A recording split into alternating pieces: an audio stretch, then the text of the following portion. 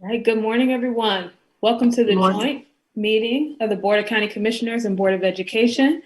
Today is November 17th, 2020. This meeting is now called to order. We're going to start with the agenda review. Have any questions or concerns, changes that we need to make to our agenda?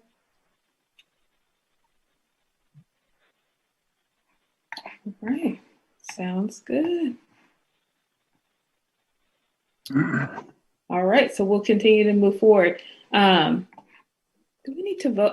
We just met not that long ago, but I don't remember, did we vote on our agendas? Because I think we're non-voting body, is that correct? All right, I see some head nods. So approval of our minutes. Move for approval. Second. Moved and properly second. I'll call you all as I see you on my screen. So Commissioner Howerton. Present. Commissioner Jacobs. Yes. Commissioner Carter. Yes. And then do we have Commissioner Hill on as well? All right, so we'll go to school board members. Mr. Raven. Yes. Ms. Byer. Yes. Ms. Lewis. Yes. I vote yes as well. I think that wraps our school board members. Still getting everyone situated on my screen here to see where everyone is. All right, our next item is the budget follow-up. I'm gonna pass that over to Keith Lane and Ms. Hager.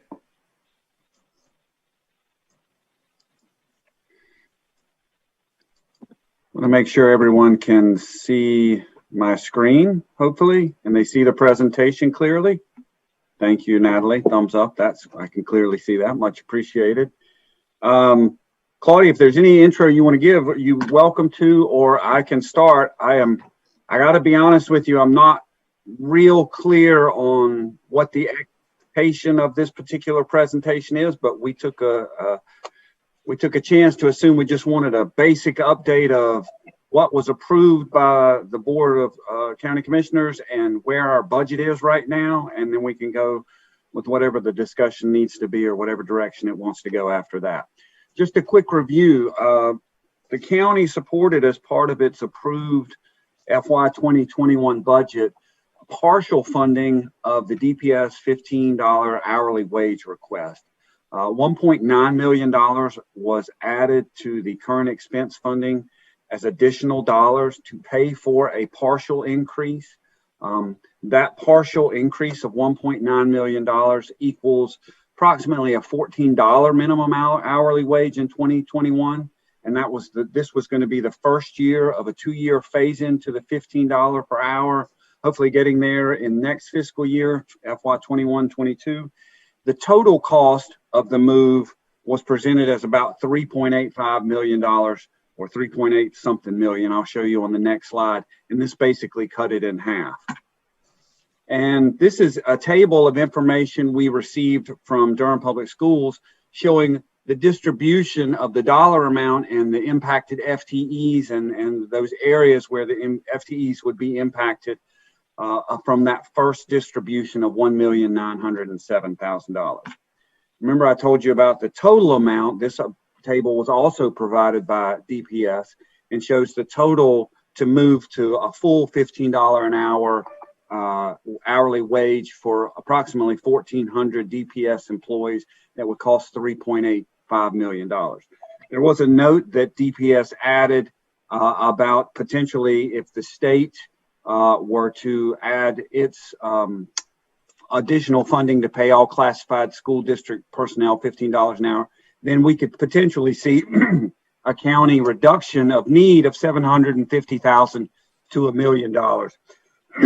DPS was nice enough to point out that in recent history, the General Assembly has never fully funded salary benefit costs. So I don't think we can hold our breath and wait for that to be. So where are we at right now? DPS, as far as I can tell, would need an additional $1,907,000 to fully implement a $15 hourly wage. And that additional funding, I assume, would be requested from Durham County. Where is the Durham County budget right now for the current fiscal year? It is in a state of flux. It is largely unknown from a revenue standpoint. I know it feels like we're 5.5 months into the fiscal year, but from a revenue collection standpoint, the county is still very much in the dark. And this is not abnormal. We only have 2 months of sales tax revenue collected. The first month of sales tax revenue collected was fantastic.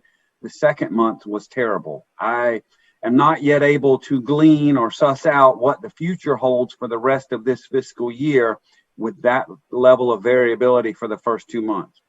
Property tax collection, by far our biggest revenue source, will not be collected in any real sense until December and January. So it's usually in January that the county is going to have some inkling, some idea of the trending of current year revenue sources. I don't say that to imply anything other than to say right now, I just don't know where the county is going to end up on overall revenue collection. Again, remember, property tax is by far the biggest revenue source we have. And then sales tax is the second biggest revenue source we have. Sales tax is uniquely correlated to local economic activity. There are 3 different sales taxes. I won't get into them, but one of them, the biggest portion of our sales tax, is a local sales tax on things bought in Durham County. And those purchases have been affected by the local economy and COVID effects to our local economy. Expenditure spending. Currently, our general fund is under some expenditure pressure related to many and varied COVID needs. We have had a significant number of COVID-related requests for extra spending in the first several months of the fiscal year, and I don't know that our board will see that abating anytime soon, especially with COVID cases on the rise the way they are. In response to the current year budget, management made as an effort the concept of freezing a number of vacant positions. In fact, almost all of our vacant county positions were frozen back in March of last year and are expected to stay frozen throughout this fiscal year, except for those that are absolutely needed in public safety areas and COVID-related areas. So that was one of the ways the county is trying to protect itself in terms of saving dollars to then turn around and have available for unknown COVID-related costs. As I said, the last bullet point here said COVID-related costs may increase in the near future based on recent case increases. So where does this leave us? It leaves us in a dimly lit room, revenue-wise, with not a clear picture of where we're going to end up on the revenue side of things. And it leaves us with growing concern about continued extra costs the county are going to have to incur related to COVID.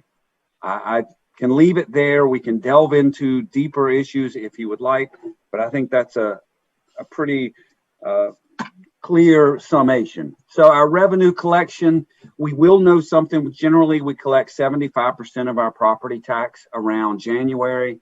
By January, we'll have 3 or 4 months of sales tax collection, and we'll have 6 months of other revenues. At that point, I think we can have a better estimate on where we're going to end up in the current fiscal year.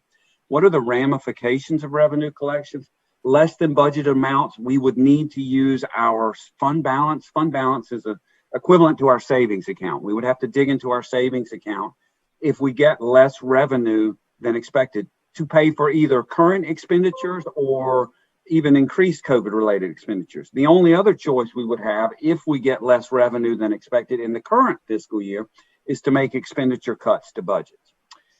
Other ramification of revenue collections for the current fiscal year is that they will affect my projections, our office's projections, the county's projections for the upcoming FY 21-22 budget.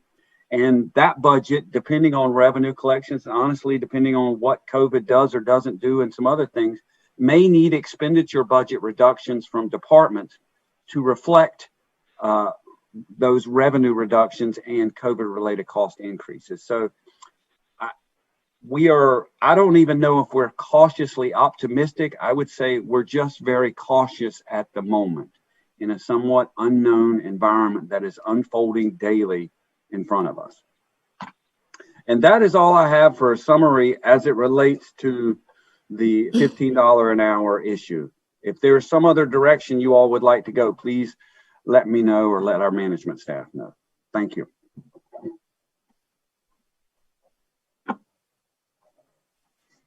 Right. Thank you for that presentation. I think that was helpful in the planning process for the agenda. We kind of wanted to, one, say thank you for the work that you all have given, the monies that you've given us and the work that's been done to get us to where we are. I know our staff are really thankful for that, getting closer to the $15 an hour, but we also wanted to have a sense of where we would be going into January, because I know that that was something that our boards talked about before, kind of a down payment and then the follow-up in the spring. So that was really helpful. Any questions from board members, commissioners? Ms. Byer. So I'm really appreciative of this presentation and the fact of seeing where we are. I know that this has been troubling to our board for a long time, that the school district has not been able to keep up with this minimum bar of $15 an hour for every employee. And, you know, we appreciate the steps that you all made last year. It's important to remind folks, I think, that especially folks that are new to this conversation, that the state employees across the state of North Carolina all start at $15 an hour, except for school employees. So out of, I think, really hostility from the General Assembly, our employees have been excluded. I think Paul might be able to share kind of how we've gone into fund balance deeply this year because of COVID, because of things that we have to do. So we have, you know, pressures from COVID as well. I'd be interested in knowing kind of whether you all think that there's any room to go ahead and make this right this year. I'd be interested in having that discussion with commissioners and board members this morning. We have employees out there, hundreds of them, that are working for $14 an hour during a pandemic. And it's troubling to us. So I just wanted to open up that discussion a little bit if anyone's available to discuss that.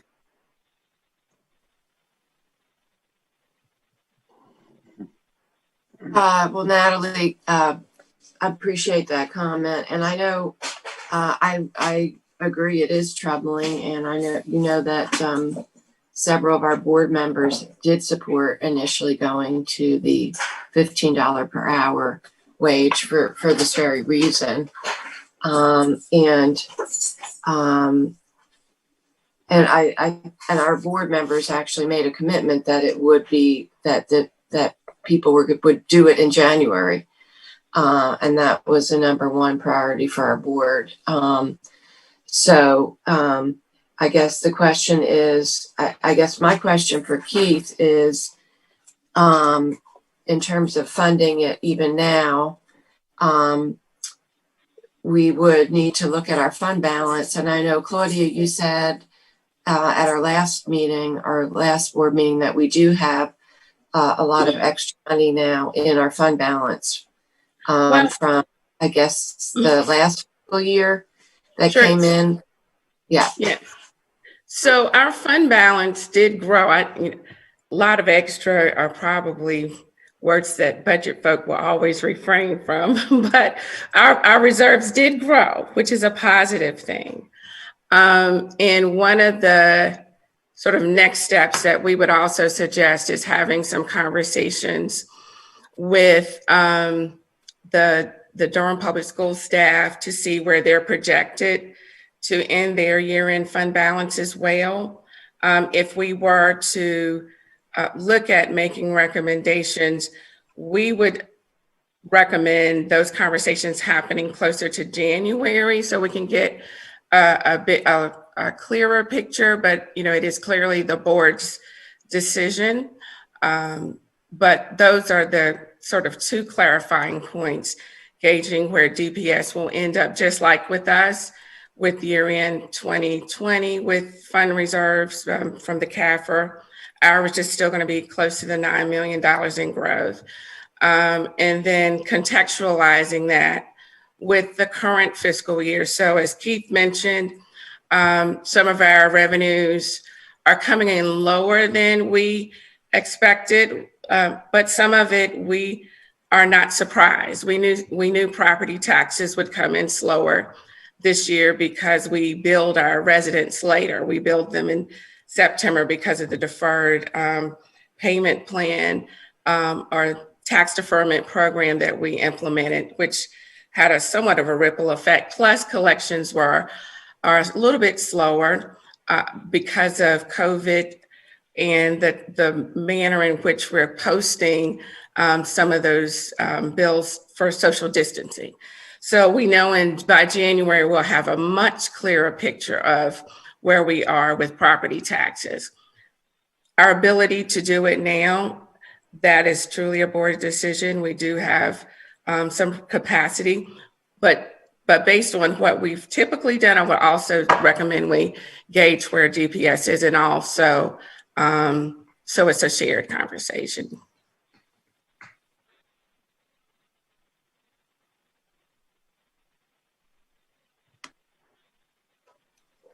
Is there any other discussion? Commissioner Carter? Yes, thank you. I would be ready to approve this at any moment. I was very willing to take the full bite of the apple back in June when we approved our budget. To me, let's just imagine we were doing zero-based budgeting. I would have built this in right away as a fundamental expense because I think that every hardworking employee in Durham, especially the ones that are caring for our children in the school district, need to make the minimum to survive. And frankly, I'm not even sure if $15 an hour is there anymore. So, I'm not sure about protocol and even Robert's Rules of Order. I guess we would need someone who voted for the budget, and this would have to happen at one of our regular meetings to then, ask for this issue to be reconsidered. I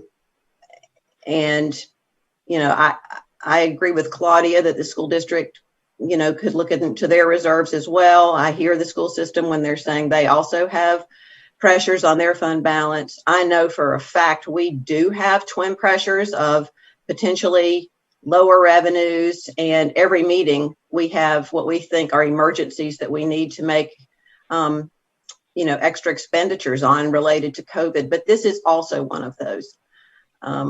Anyone that's making less than $15 an hour is having trouble, even more so now during COVID. And so I think it would behoove us to maybe reconsider this. We haven't talked about it among ourselves, the 5 commissioners, and honestly, it's probably not fair to, in this meeting now expect a commissioner to make a commitment. However, I do think that our board should seriously consider taking this on at one of our regular meetings before January. That would be my recommendation, my hope that we could take a look at that before January.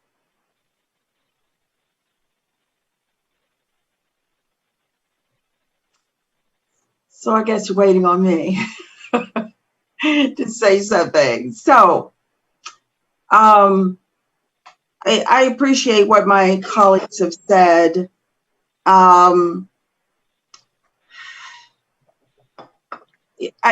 have a little bit of angst going on around, one of the things that our board has had conversations about is just making decisions. Now, I absolutely support people making more than $15 an hour. So let me put that out there first, because this should have been done a long time ago. For us to be here in 2020 and people, our classifieds not making $15 an hour is careless and uncaring of people. So I have been fighting for $15 an hour, and if you go back for a long time, for people to earn that. So I don't have a problem with that at all. What I do have concern with is, and we've had this conversation as a board from the county, is how we're making decisions, how we make decisions on the spot without forecasting and looking at our dollars. I have some concern with that. We've been doing that a lot in the last year. And we've had a conversation that it really doesn't work for us to do those kind of things on the spot. Now, I'm committed to the $15 an hour. I just have some concerns with us just jumping up doing it at a moment's notice without the planning and the forecasting that we should be doing to maintain our budgets. And that's where I'm talking about the school and I'm talking about the county. Without coming together and looking at our budgets and really forecasting what is feasible, I just have some concerns about that. And you just heard Keith. And now we're saying, okay, let's do it right now. As my granddaughter used to say to me at 8 years old, she'd say, Grandma Brenda, is it in the budget? Have you, at 8 years old, she started to say, is it in the budget? Have you calculated the budget? That's an 8-year-old. So I believe we're going to do this, but how we do it matters. Thank you. Bettina, I just want to follow up. I think, though, that we have to be consistent. And right now, we're saying that we can fund our hazard pay out of our general fund balance. And so we have to be consistent with that because that's an expense that wasn't budgeted. It wasn't forecast, and it affects people's wages. And we've got DPS. I'm sorry. That's okay. We've got DPS employees, bus drivers, and janitors, and nutrition workers that are directly interfacing with people in the community during this time of COVID, and they're not getting hazard pay, and they're not even getting $15 per hour, and that's a problem. So we also have to be consistent in what we're doing across our agencies. So we're not going to figure this out here. Obviously, this is something that has to be brought back to our board. And if there are a majority of board members that do want to take this up, sooner rather than later, then we will be able to move forward with that. But thank you, Keith, for your presentation. I just think it's important that we're consistent about what we say we can and cannot do. Commissioner Jacobs, if as far as our next step, I would recommend that we connect with Paul and have some conversations so we can plan for either follow up to the boards in December or January. Also, just as a point of clarification, the hazard pay did come through the existing budget. Fund balance wasn't used for that expense. So I want to thank you all. I've heard support from each of you all commissioners for the $15 an hour. I do know that, but I know that's something that you all will need to decide as a body. I know you also have some new members that are coming on board soon. I think for DPS, we are excited about having our employees all get to that $15 an hour. Dr. Mabinga, I don't know if you have anything to share just about, I know I think there's some planning that we had done with the idea that additional funding might come through. I don't want to spend a lot of time on this item because I do know that that's something that commissioners, you all will need to decide in your next meeting, but just want to share maybe a little bit from the DPS perspective of how we forecasted our budget and for this year. Hi, Madam Chair. My 2 cents is going to be, I understand what Claudia said, getting with our DPS staff and looking at our budget. We just gotta keep in mind that whatever decision that is going to come out of that, this is going to be not one time funds that we're gonna use. It's gonna be reoccurring. We have been really transparent across the board. Our fund balance was about $8.3 million. If you want to know the true fund balance of our DPS as we're moving along, we are really glad to be able to share that with you. But regarding $15 an hour, that's a decision that the county is going to have to make. I don't see DPS really putting any down payments on something that is going to be reoccurring at this point. Thank you. And I know that our staff have been in conversations before around this topic, so I hope that we can still continue to be in conversations. And our next joint meeting is in February, so we can revisit that if we need to at that time. Is there any other discussion? Ms. Byer? Sorry, I don't want to put our financial folks on the spot, but I do want to have, if they're able, to share with you all the scope of our fund balance and y'all can compare it to the scope of yours. And they also know and can share with you how much we have already dug into fund balance this year because we have, pressing needs. So I don't want there to be a false narrative that we have a piggy bank to tap into. I don't know, Paul, are you comfortable sharing kind of how we have?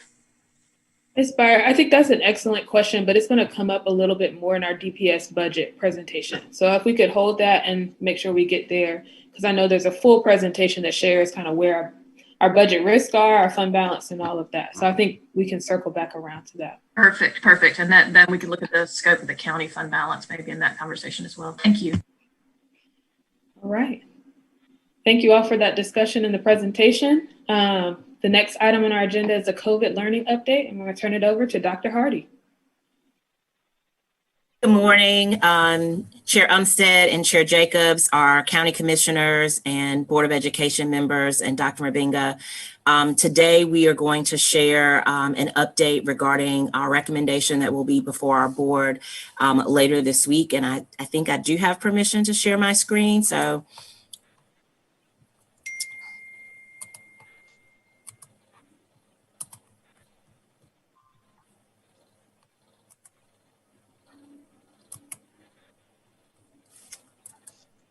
So today I am going to go through our Plan B recommendation, and then Dr. Spencer is also going to provide an update regarding the data dashboards that we will be launching later this fall. Our rationale, as we have been working collaboratively with staff, with our teachers, our community, is to really make sure that our in-person learning plan looks at our earliest learners, our most vulnerable students, and teaches those most fundamental skills so that our students have the opportunity to matriculate through our educational process and be successful beyond, after high school and beyond. Some of the planning limitations as we have been working on this plan include all of our students will attend their assigned schools. If you remember in some of our initial planning, we're going to have some of our elementary students attend our middle schools. We will be, in this plan, all of our students will attend their assigned schools. All of our elementary schools will follow the same cohort schedule, which I'm going to share a little bit later. Our elementary principals have been working very closely with Dr. Monk and Mr. Palmer to complete their building utilization plan. And our teachers will be responsible for their cohort of children that they will get to serve in person. And then we will have teachers that will also be assigned to Ignite Online Academy, which will be for our students and families that have made the choice to remain virtual for the remainder of the academic year. So these next couple of slides take us through visually what a day in the life will look like for our teachers and our students. So this first slide is about Maria, and we really want folks to start to reimagine what school needs to look like. Since we have been in our closure period and as a community and individually dealing with the pandemic, we have had to reimagine a lot of things that were in our normal daily lifestyle. And that's going to be the same for as we return back to in-person. Maria would begin her day at home, and she would, prior to getting on the bus, we would want her family to go through that screening process to make sure that Maria is feeling well. Prior to getting on the bus, she is also going to go through that screening process, and then she will ride the bus to school, and then we will make sure that she is appropriately screened when she gets to school. We want to make sure that our children are well and safe and healthy as they'll be participating. Once she's at school, she's going to go to her classroom and have a daily check-in morning meeting with her teacher. And this will be an opportunity for also the students that are virtually, so the cohort students that are at home will also have that opportunity. Next, Maria would enjoy her activities, engaging activities with her students throughout the day and her teachers. She would have the opportunity to engage with the learning management system. She would eat lunch in her classroom. In the afternoon, she would participate in her activities with her teacher. And then at the end of the day, Maria would make the choice to either go home and ride the bus, or she could participate in our aftercare program. At the end of the day, once she gets home, she would have the opportunity to do any other assignments and prepare for the next day of in-person learning. This is an example of a day in the life of a teacher. So just as we have to reimagine what happens with our youngsters, we also have to reimagine what happens with our teachers. Prior to, as she arrives on campus, Ms. Gomez would go through the screening process to make sure that she is healthy and ready to prepare for her day. She will develop lots of online activities as well as activities to provide for her students that are in person. She'll start her day by reviewing the plans and making sure that she starts with a morning meeting that will engage all of her students that are face-to-face, as well as her students that are virtually, so that they know the plan for the day. This will provide that immediate insight and set the launch for learning for the rest of the academic day. Ms. Gomez will use her learning management system. So one of the things that we'll be doing is reducing the amount of paper and materials that will be distributed in the classroom to make sure our children and our staff stay safe and healthy. Her face-to-face students will receive reinforced learning and activities. She will have the opportunity to make sure that if there are any misconceptions, that they are corrected. So students have the opportunity to master the content for that particular day. Excuse me, after her students leave, then she will have office hours in the afternoon to connect with her students that were virtual to make sure that they had the opportunity to get all that they needed for the instructional day. And these next two slides are really just a visual day-by-day comparison of the cohort model. So what you will see is that our children in grades pre-K through 5 will be divided into two cohorts, cohort A and cohort B. Cohort A will attend class in person on Monday and Tuesday.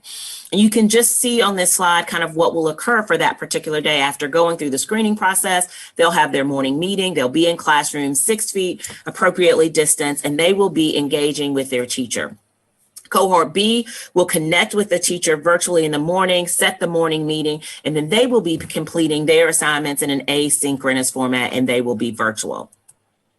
On Wednesday, all of our students will continue at the elementary level to participate in Wellness Wednesday. And then this just basically flip-flops what would occur. So on Thursday and Friday, cohort A is going to be meeting virtually. They will connect with their teacher first thing in the morning to get their morning meeting and activities for the day. And cohort B is going to be the group that is going to be in front of our teachers in person. Before I turn it over to Dr. Spencer, I just want to go back because I think I skipped through this slide. I don't usually click myself, and I just want to make sure that I provide just a little bit more detail regarding our recommendation. So pre-K to 5 students will attend face-to-face 2 days a week. And you saw the visualization of that cohort. So there will be a cohort A that will attend Monday and Tuesday, and then cohort B will attend on Thursday and Friday.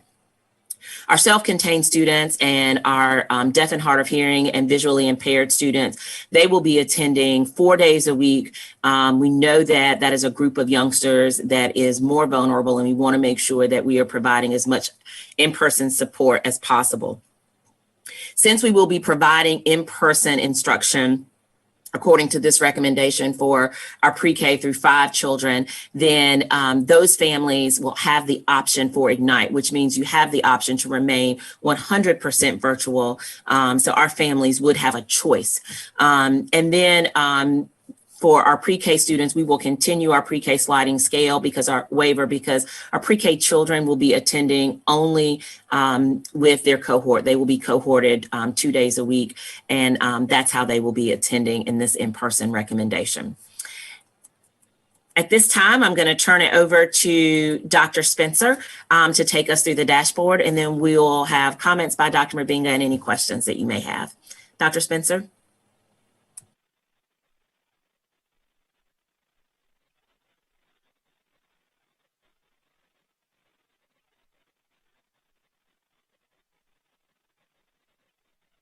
Dr. Spencer, I think you're still on mute.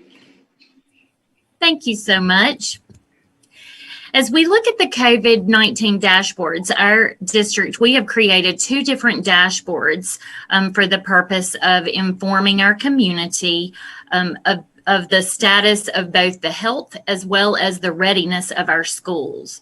So when we look at the purpose, we're going to have on our website available to our community a health dashboard, which will include the actual number of cases for students and staff, and that will be by site. And I'll show you an example of that in just a second. And then we will also have a readiness dashboard that will include current status around the community rate, around specific sites and our monitoring of our sites, as well as operations and specific school readiness. The school readiness dashboard will include green, yellow, red status for each of the items. Let's look at some examples of what these will look like. Next slide, please. So this is an example of the health dashboard. So as you can see, it'll have student numbers, staff numbers. It will also have links to the health department as well as DHHS dashboard.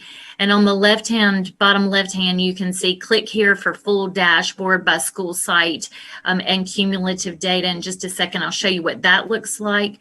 But this will be updated on a weekly basis and will be available on our website on Mondays.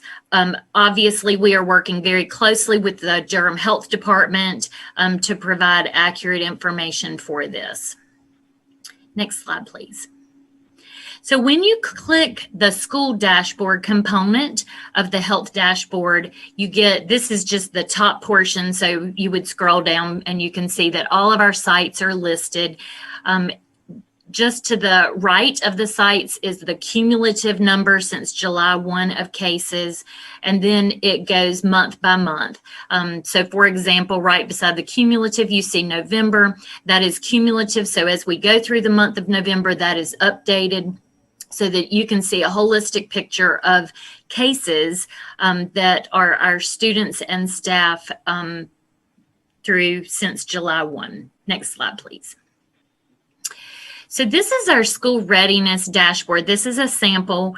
This shows you the larger context, which specifically give the ranges of green, yellow, red. On the first page, it's around the public health metric, which is the test positivity percentage. It also then goes into district level case monitoring with the sites with at least 1 positive case. And then it gives a range of green, yellow, red. Next slide, please. Then it goes right into the number of sites with quarantined, with at least 25 quarantined individuals. Below that, it looks at school level case monitoring. So how many schools, the number of individuals, the maximum number of individuals at any site, as well as site clusters, as well as the maximum number of individuals quarantined at any given site. We then take it, we look at the operations of staffing for child nutrition, transportation, Next slide, please. We look at the custodians, we look at nurses, as well as just the total staffing. Obviously, that's a very important piece of the readiness, is to make sure we have our staff available. And then the last section is just around school readiness, looking at whether or not we have instructional staff to meet the needs, our facilities, the safety standards in place, the HVAC ventilation, as well as infection control, PPE, and our training of staff. A couple key points to this is that at any given time, any given indicator could have heavier weight. We envision that this is not a formula. It's not like, oh, if you have X number of reds, then this is what's going to happen, because it's a holistic picture, comprehensive picture of readiness. So at any given time, one specific indicator may be so heavy that it becomes a priority. Let's look at what, I wanted you to be able to see the green, yellow, red. So here is a random week in December, and this is obviously random data, but I wanted you to see what a completed version would look like. So you can see one might be yellow, one might be green. Next slide, please. Your data may be in different places for different indicators. Next slide, please. And once again, you can see that some items may be red, some may be yellow, green, some may stay in one place and fluctuate. Of course, we are continuing to look at ways to, this will be continuous improvement. We are still in collaboration with ABC Collaborative, as well as some conversations with the City County Open Data Program, I think is the group, and looking for ways to make sure that we are meeting the needs of leaders who are making these decisions. But the purpose of this is to inform our community, as well as to be a vehicle to inform decision making for our leaders. And I believe that's the last slide, and I will turn it over to Dr. Mabinga. Thank you, Dr. Spencer. Commissioners, just want to make a brief remarks here. This particular item is not really a joint item for discussion, because we have not had a discussion with our board. So we really wanted just to present it to you out of courtesy, so that you will know what's going on at DPS. My two comments regarding this particular plan. Number one, we have been out of school for 8 months. And there are some families that really want different options because their babies are not learning. That's why we're coming with this particular plan. Number two, academic year 1920, 2021 have been impacted with COVID. Most likely 21-22 will be impacted as well. So the learning loss is really a concern to a lot of school districts. That's why you see schools are really trying to open as safely as possible. Someone will argue, why can't you just keep them online the entire year? Yes, university folks, they can do that. We can do that in middle school and high school as well. But those early learners is really a struggle to some other families. So that's where we are. And I don't want to give all my comments here, what I'll be presenting to the board. So we just really wanted to present to you out of courtesy, but now we are ready to take any of your questions, because we are partners. Whatever learning loss that we have to deal with, we're going to need your support along the way to make sure that we get those kids where they need to be. Thank you, Dr. Mabinga and team, for that presentation. You all did get a sneak peek. So the presentation is public, it's on our website, but the school board will be discussing this on Thursday. And so I don't want to go into a lot of discussion. We don't need to make a decision here, but I think it was important for us to present to you all, like Dr. Mabinga said, because the presentation is public and is out. So please encourage folks to go look at that, and we'll have a discussion on Thursday. But are there any quick questions or comments? Well, Bettina, I just wanted to say to, first of all, Julie, I was really blown away with what you just presented, the data dashboard, and just that I just know how much work that took to put that together, and that you've collaborated with a lot of folks. I know you've been working with Rod Jenkins and Dr. Akambuyo at Duke University, and other health experts on that. And just seeing how complicated it is and all the factors, but the fact that you're trying to make it transparent. So anyway, I really appreciate that. And I appreciate you all sharing, Dr. Hardy, trying to give us an overview of everything, knowing that this has not been publicly discussed yet. But again, thank you all so much. We know that this is very, very difficult situation, trying to meet all the complex needs that we have in our community. Thank you.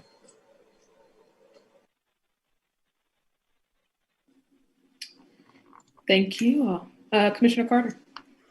I would second that wholeheartedly. I think this is probably one of the most important decisions that needs to be made in our community by our community leaders, and one of the hardest. I'm really glad it's on the school board's plate and not on the commissioner's plate. The social costs of not opening are so real for our children who are at home and struggling to keep up, and many children, we need to be accelerating their learning, and so we don't want any more backsliding. So it's clear you all are thinking through all the important factors, and I just look forward to hearing what you decide and how we can support that decision, whatever it may end up being. Thank you. We will definitely need support in whatever we decide moving forward. All right, I'm going to move us to the next agenda item. Thank you all. We have updates on some capital projects with DPS. I think despite school being virtual, we have been moving forward with a lot of capital projects thanks to Dr. Monk and his team. So happy to get an update right now. We had some exciting updates in our last couple school board meetings. So glad that y'all are going to hear it. Dr. Monk. Thank you, Chairwomen Umstead and Jacobs. Thank you for having us and giving us opportunity to give you an update on our CIP. Before I begin, I do want to thank the county representatives. I don't see Ms. Tezai on, but Susan Tezai, Keith Lane, David Aids. Hopefully I didn't forget anybody. All you good folks at the county that's been helping us work through and get a good financial stream going for these projects. This is something that the Durham community as a whole has been looking forward to, because we know that with education, it's not only what's happening while the teacher is teaching, it's also the experience that the students have.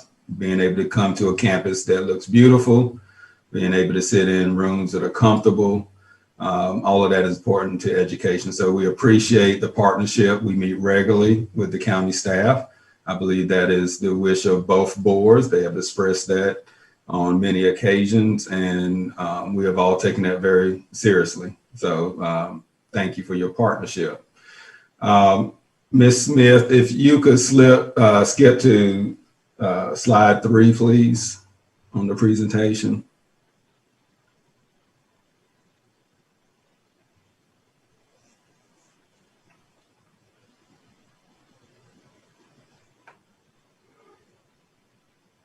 Thank you.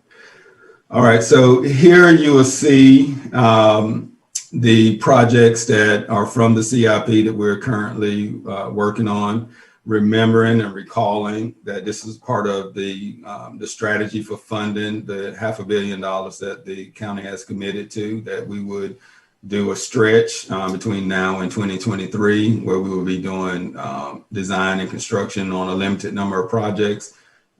Then come back, reevaluate where we are financially, and move forward with the balance of the projects. So Northern High School, that's been out there for a while, but we're making good progress on that. In the summer, our board approved the construction documents, design plan for the project, and we've already moved into doing pre-bid meetings in anticipation for beginning to bid the project in the spring and then start construction in the summer of 2021. Elementary School C, that funding has been moved from 2016 into that project. Our board voted to approve the contract a couple of months ago, and we're starting to move forward with the construction work on that project. And we're excited about it, and we're looking forward to an opening in 2023 on that project. 2022, excuse me. Elementary School F. That was a part of the LOB funding that was approved by the county commissioners last month. We did design selections and had a review by a committee. We presented that to our board at its last board meeting and got approval to move forward with negotiating the contract. The firm that we're working with on negotiating that contract is a minority firm from Durham. So we're very excited about the possibilities that's going to come out of that project. And we're looking forward to bringing that contract to our board in December. There are 6 elementary renovation projects that are part of that first wave of limited obligation bond funding. We've received design RFQs for those. We're going to go through the same process that we did with Elementary School F and doing a selection of those designers, taking it to our board for approval to negotiate contracts, and then moving forward with those design contracts as well. All of these elementary school renovations are scheduled to be complete by opening of school of 2023. And then we have the high school theater lighting project. Both boards have approved. Initially, that was a part of what we had planned with the CIP at the bottom of the list of priorities. However, utilizing 2016 bond funds, we have moved that up and got approval for both boards to fund that project out of that. We are currently under bid review for that project. And so that concludes an update for where we are with the CIP. And I have Mr. Palmer, Mr. Davis here, if you have any questions about any of these projects. And so I'll turn it back over to Chair Lady Umstead. Thank you all. Any questions, discussion? Commissioner Howerton. You're still on mute. Thank you. Question about the high school theater lighting. Do you have a date, a projected date when that will start? Or any kind of dating around that at all? Mr. Davis, you want to share what the schedule is for that? Yes, can you hear me now? I hear you. So we're currently in the bidding phase of that work. We hope to have bids early for part of 2021. The work is slated for about a 6 to 8 week process. So ideally, towards the beginning of the summer, that work will be done for that project. Okay, thank you. And the others that you don't have dates on are just contingent on when you get bids back for them? Because a couple of them. The other projects that Dr. Monk mentioned were in design review. And so with staff, we are looking to finalize a short list of candidates to have a selection committee to recommend to the board on who will be selected for doing the design work for those 6 elementary schools. So your projected time would be 2020, 21, 23, what? Any projected dates? Yes, within line of opening in 2023.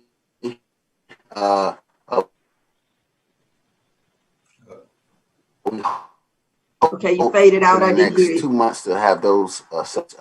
So we hope to have those selections within the next 2 months because we want to get them recommended and under contract by the beginning of 2021 so that we can meet our goal of 2023. Okay, thank you.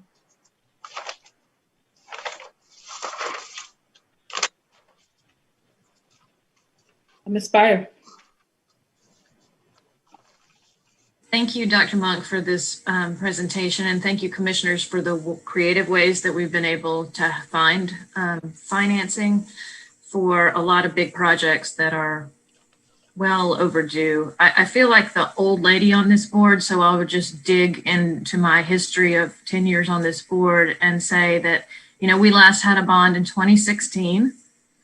And that was with the promise, as y'all whittled it down to $90 million and we begged for 110, that we were going to have a bond in 2018. That didn't happen. Then we begged you again in 2020. And, you know, November just passed, and I know that would have passed with the voters here, and I've let that go. But we have a massive backlog of new projects that are kind of going forward. We'd like to look towards the replacement of Jordan High School. We'd like to look towards a lot of maintenance that has been deferred across our district. HVAC systems, roofs. If y'all in the coming, looking at your budget and looking at historic low interest rates, have some vision with us, any funding that you can get our way, our team can keep moving on this backlog of projects. So I don't want to tell you that that's not important. Our teachers are so concerned about ventilation right now. And we are spending and digging into fund balance to pay for improved HEPA filtration and air purification. We're looking at outdoor learning spaces and how we can enhance those for the future. So as y'all tackle the needs that you guys have that are so profound, please keep in mind that anything that you can come up with, short-term and long-term, a 2022 bond has to be in this conversation for these two boards, because we've got to make these schools right, quickly. And so I hope you'll join us in that creative, thoughtful work, and we can put work locally right here in Durham on these projects. Thank y'all. Thank you, Natalie. I just want to respond. First of all, Dr. Monk, thank you. It's always great to get the capital reports to see how much work you all are getting done and how you're moving so much of this work forward. Really appreciate it. It's very exciting. And as we know, long overdue on a lot of them. I just want to confirm with Keith that it is in our CIP that we are going to do a bond in 2022. And just getting to hear from you, Keith, when do we need to start really taking actions to prepare for that? What the timeline is? Because I know I'm 100% committed to our adopted joint CIP. That's a big priority for me. And as you just said, Natalie, the issues around ventilation are very real, especially with this pandemic. So Keith, could you just respond related to what the plan is for the 2022 bond? And what are we be keeping in mind? The management can speak to the timing of when it's announced a 22 bond referendum and how much it will be and what it will go for. It is, and I see Claudia just jumped on. It's still a little bit in flux about how much would be on a GO bond versus how much the county is willing to do with LOBS funding, which is a different type of long-term funding support that doesn't need voter approval.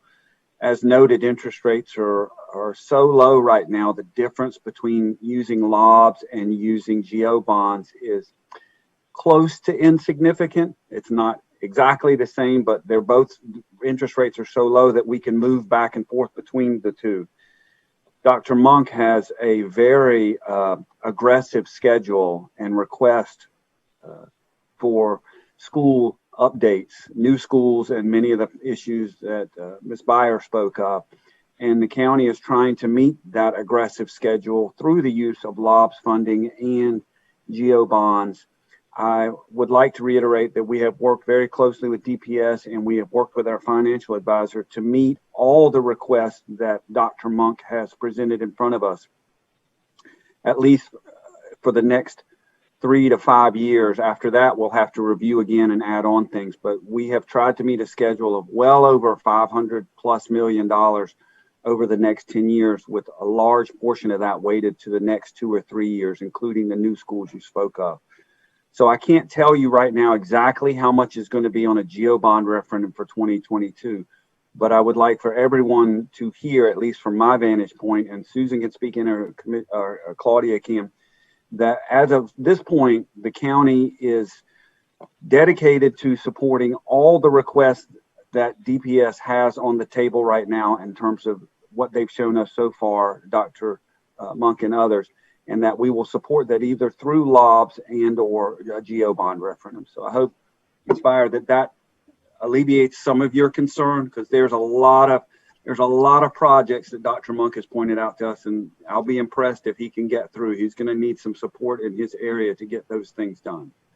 But as it relates to a GEO bond referendum, I would think 6 to 8 months before the referendum, it's going to have to be a crank up time between, and this is where it gets more political, between boards and groups that are created to promote the bond. Obviously, the county can't promote it. We can provide technical information, which we will.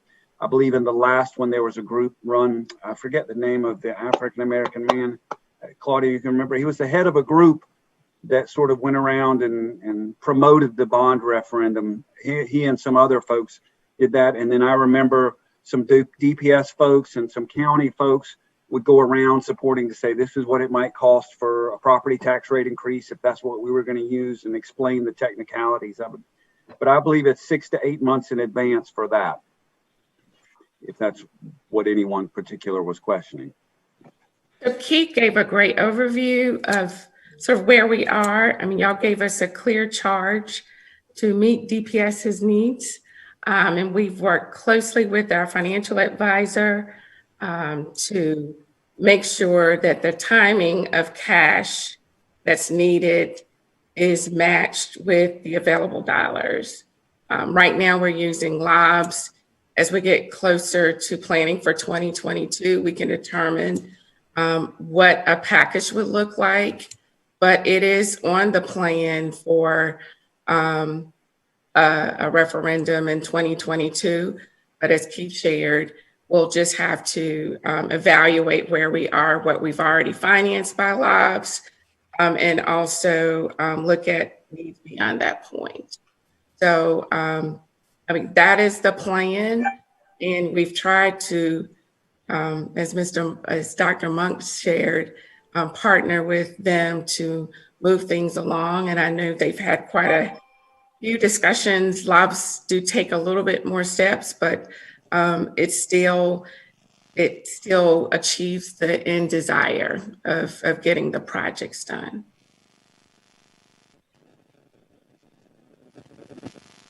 And what we can do at the next conversation is to have a outline that would show what a schedule looks like. We just aren't prepared to give those specific timelines, but as Keith shared, it's at least 8 months, if not longer, for planning with getting the community awareness campaign going and getting partners to help us champion it. But we can at least share that framework at the next meeting. I saw Commissioner Carter. Thank you, Claudia. It also looks like Alexandra might want to say something. If I'd be happy to wait and let her go. Thank you so much, Commissioner Heidi Carter. I just, was thinking about when Natalie was mentioning HVACs, and we think about air pollution. We think about like the air quality of our children. It is for me a social justice topic, and so just we can definitely wait for the bond in 2022. But one of the things I was wondering is, I know that the city and the county passed a a resolution that is pretty much around like climate change, energy, and sustainability. Like we want to be able to be by 2030, right? We have some goals, and by 2050, we want to be 100% renewable and renewable energy. And so I'm wondering, is there any, can we get any funds from, you know, do these action plans have any budget allotments that we can use for towards, you know, being able to improve the quality, these small little improvements that are so needed, you know, and are about well-being and health and meeting, you know, meeting those goals that we have.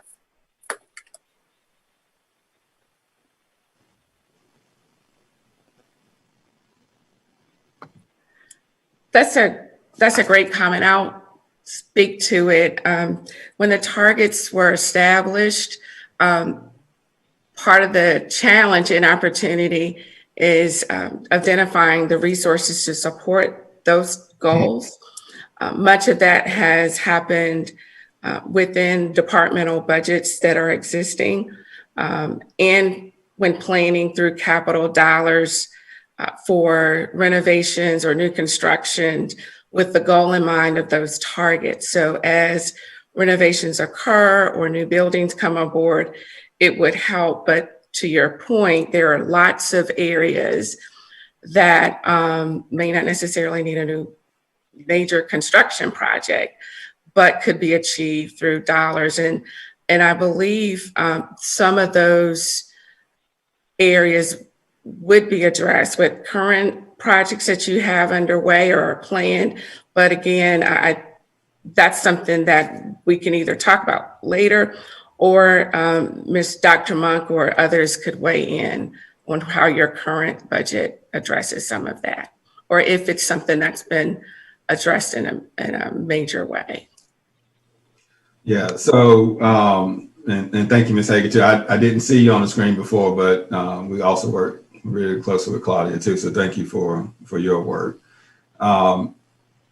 So as our board knows, we just hired a energy project manager to address our sustainability position that we're in now. We have a firm that's looking at our energy usage over the past couple of years to see if they are places that we can institute savings, not only through capital investment. So I think Ms. Hager is exactly right, because it's not all what you do with capital. Some of it is behavioral, which means that we have to have an educational program to go along with energy and sustainability. So those are all of the things that we're going to continue to work on. Ms. Hager is also right that the capital improvement budgets that were set even before I came were based off of just basically replacing out equipment without the sustainability piece, or maybe even the solar panels and things like that I know our board has expressed interest in. And so as our energy manager looks at our projects, and especially as we go through the design, we may have to come back and adjust some of those budgets to incorporate those items. But we would look to incorporate sustainability into those new projects going forward. Thank you. I'm gonna go to Commissioner Carter and then Mr. Raven. Thank you, Chair Umstead. I also just want to say thanks so much to Dr. Monk and the DPS staff and the Durham County staff. It's a really joyful noise to hear that we're working so hard on collaborating. And I just am really appreciative of that and think it's really important. And thank you for doing that. I know it's hard to collaborate across systems, and I really appreciate it. And I also want to say that I agree with Board Member Valladares about the environmental impact of some of these capital decisions, and meant to say when we were talking about the health dashboards, how important I think the HVAC filters are, that I think Natalie also mentioned, that I think your metric there was less than 100%, and I think it should be 100%. And, you know, whatever we have to do to get it there before schools open, to me, it's the same as a carbon monoxide detector. You know, it's at that level of a health risk with COVID. And so I hope that we can make that happen as a community. And then the only other thing I wanted to say was I sat through a presentation by our staff yesterday regarding the construction of the wrapped parking decks at 300 and 500 Main Street. And part of the whole program there includes a workforce development element, which was very exciting to hear about. So, you know, some of the contractors we've hired have committed to really working with Durham Tech and Durham Public Schools to hire, you know, local students who might be coming out of Southern High School and your fabulous construction program there. They're even having apprenticeships. So anyway, I got very excited about that and thought that anytime any of us are embarking on aggressive capital programs, wouldn't it be wonderful if we could consider something like that? And, you know, hope that those we work with would be with us on that. I think that could be really meaningful for workforce development in our community.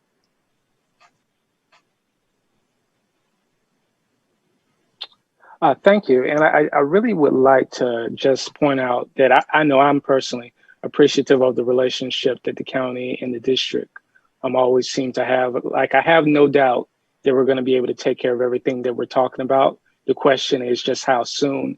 And I would kind of like to harken back to something that I believe I heard Commissioner Reckhout speak about previously, about being able to utilize when there is sometimes a downturn in the economy, to actually be able to utilize the low interest rates that sometimes are available towards us. Because when we're looking at the sustainability costs of running a district, there's actually a two-way benefit that it provides both the district and the county. Because if we can actually capitalize some of this deferred maintenance and focus on the long-term sustainability of some of the new buildings that are coming online, that's also going to allow us to reduce some of our operating costs, which is a lot of times the recurring costs that we're asking from you. So if we're able to actually reduce our costs that it takes for us to run the operations in the facilities, that lends us to be able to allocate more or additional funds to our personnel and academic services. So I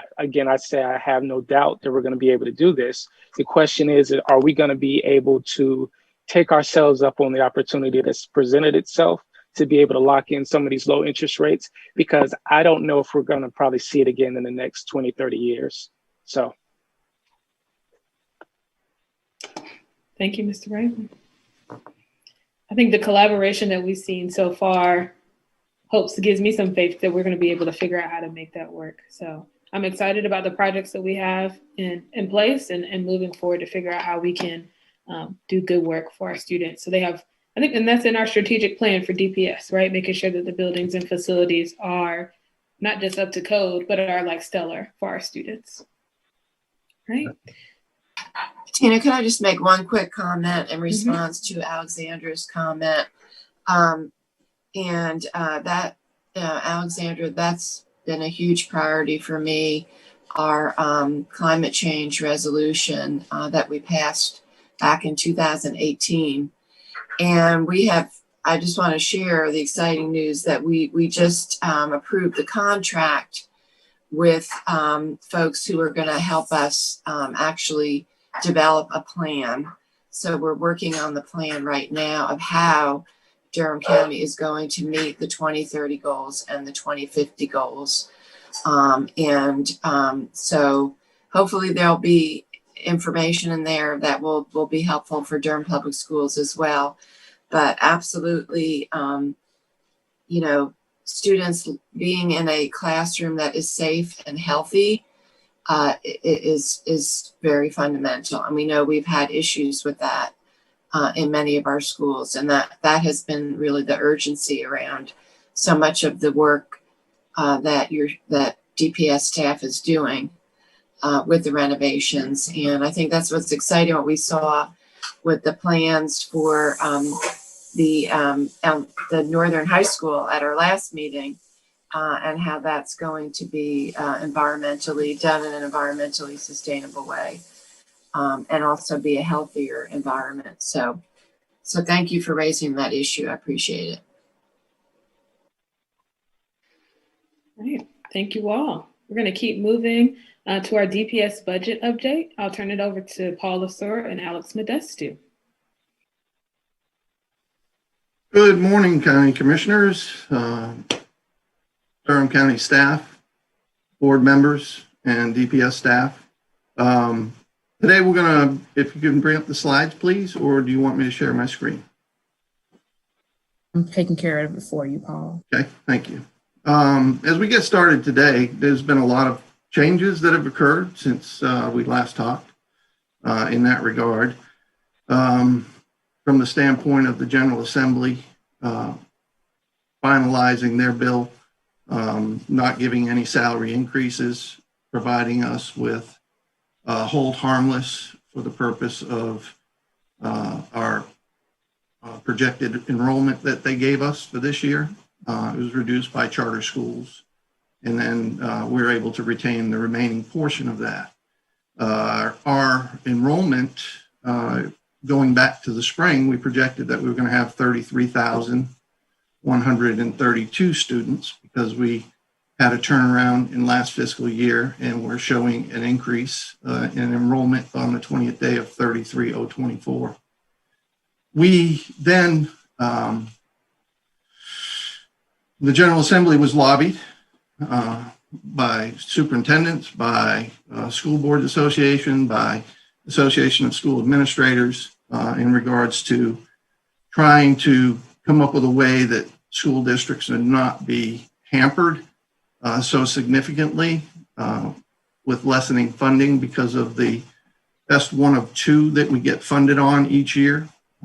After this second month, they look at our highest enrollment counts, and they provide us funding based on that. So if you're decreasing, which we did, going down to 31,603 from that standpoint, because we had kindergartners that didn't come in as expected, and in other grades, parents may have sent them to charter schools or to private schools or homeschooling. That would have been a significant impact to Durham Public Schools. As we start this year, we were hoping for that kind of relief from the General Assembly, and it came to be. So as we stand today, we were fortunate to be funded at a level of 33,368 students is where we ended up being funded for this year at this point in time. As you all know, if we go back to years ago when we had the crisis of 2008, 9, 10, we had a lot more funding from the standpoint from the federal government to support programs as we went through the trial and errors of trying to rebuild and get out of the recession that we were in. We don't have as much funding going in this year. A lot of it is not for personnel use. A lot of it is directed on how we're going to use these funds. And for that purpose, as we go through these COVID-related appropriations, a lot of them will be very restrictive to what we can use it for. There's not many of these categories are available for personnel, hiring of personnel, because a lot of these funds are short-time fundings, as we'll go through and you'll see as we go into the actual document.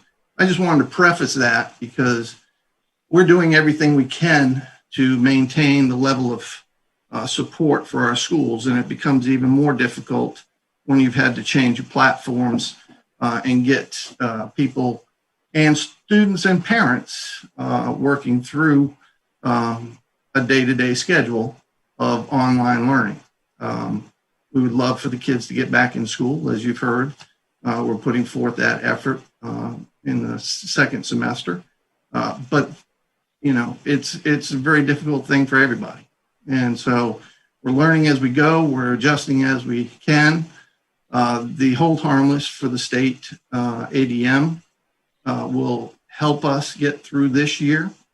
My concerns are not getting through this year so much as getting through the next 2 to 3 years, because this will have a lingering effect on states and counties in that regard, and ultimately in schools. So as we go through these, I'm going to touch base on them real quick, try to give you kind of an idea of the funding that we've received to date and where we are with the use of these funds. The CARES Act funds, the first one on the screen, PRC 163, was the K-12 emergency relief funds that we received at the very end of last year, school year. This is primarily being used, as you can see, for student devices, for internet connections. We could not pay for connectivity out of any other pot that we have at this point in time. The connectivity and the monthly fee for the hotspots is really a very expensive thing. The hotspots themselves are only 99 cents a piece from that standpoint. Also, we have to have set aside money for private schools. Right now in this budget, we have $1 million set aside for private schools. We have to do what's a proportionate share, providing services to these private schools. We're in the process of finding out what these private schools' needs will be this year. So we right now have $1 million set aside. We're thinking, based on some of the litigation, that we're going to be able to reduce this amount a little bit from the million. I'm hoping for a reduction of 400,000 that will be needed for our PPE as we move forward going through. We set some aside for academic services to ensure that we have the instructional support that we need for whatever materials we have to prepare. Operational services, that's for contracted services, for cleaning of schools, PPE, cleaning supplies and materials. And then we have right now $141,000 that we set aside for IT support. We didn't have to use that IT support on the front end. So what we'll do is we'll roll that back into operational services to help with our PPE and cleaning costs. These next two that we talk about, Governor's Emergency Education Relief Funds, these are recently received funds for the purpose of us supporting physical and mental health services, is PRC 169. These funds can only be used for the purpose of mental health services, psychologists, other types of support for students such as nurses, social workers. That's all that these funds can be used for. These funds can be used to pay for personnel at this point in time. But again, the nice thing about these funds is that they'll carry over into next fiscal year. So we'll be able to hold these back, plan for the use of these operations, and move forward as we come back into school when we'll need to set up positions to provide the services for these students. PRC 170, supplemental instructional services. And these are to support academic needs of at-risk students, student poverty, and with disabilities. And from that standpoint, a lot of these funds are being planned to be used to provide additional support in the classrooms and remedial services as we come back into the school setting. There'll be additional supplies and materials that we can purchase with this, other than some personnel for remedial services and extended day programs to support students as we move forward and bringing kids back to the level of learning that they're expected to have and expect of us to be able to support. Summer learning funds, these monies were given to us late, asked for a plan quickly. As we get into this blue section, I'd like to say that these funds end December 30th, 2020. So anything that we have in this area is really for the purpose of this current fiscal year, only through December. The expenses have to be incurred and the services rendered by December 30th to utilize these funds. The Summer Learning Funds, PRC 121, was for K-4 Summer Learning Literacy Funds. We usually get these from the state for summer programs. The problem we had with these funds this year is that half of these dollars had to be spent on summer learning for those K-4 students. What we ended up running into is because it had to be online, instead of bringing kids in, we really didn't get the support and push from the parents for these kids to take on the services on online learning. We had to use some of this money. We were able to use some of this money to support our textbook adoption process for K-4 learning. So at this point in time, this may be a pot of money that we cannot fully expend, leaving about $500,000 that we won't be able to spend because, again, of the restrictions that were around the summer program.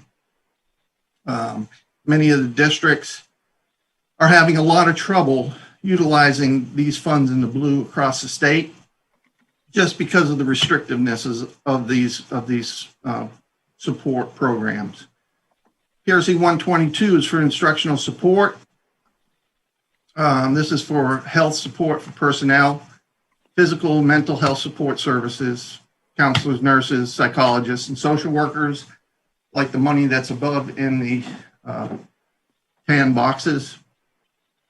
Problem with these dollars is they could only be used for contracted services of some sort. They could not be used for paying of individuals, and that puts a hard restriction on it, especially when you're not in person working with students on a daily basis. But we're doing everything we can to spend that $209,000 on applicable expenditures that will be able to be,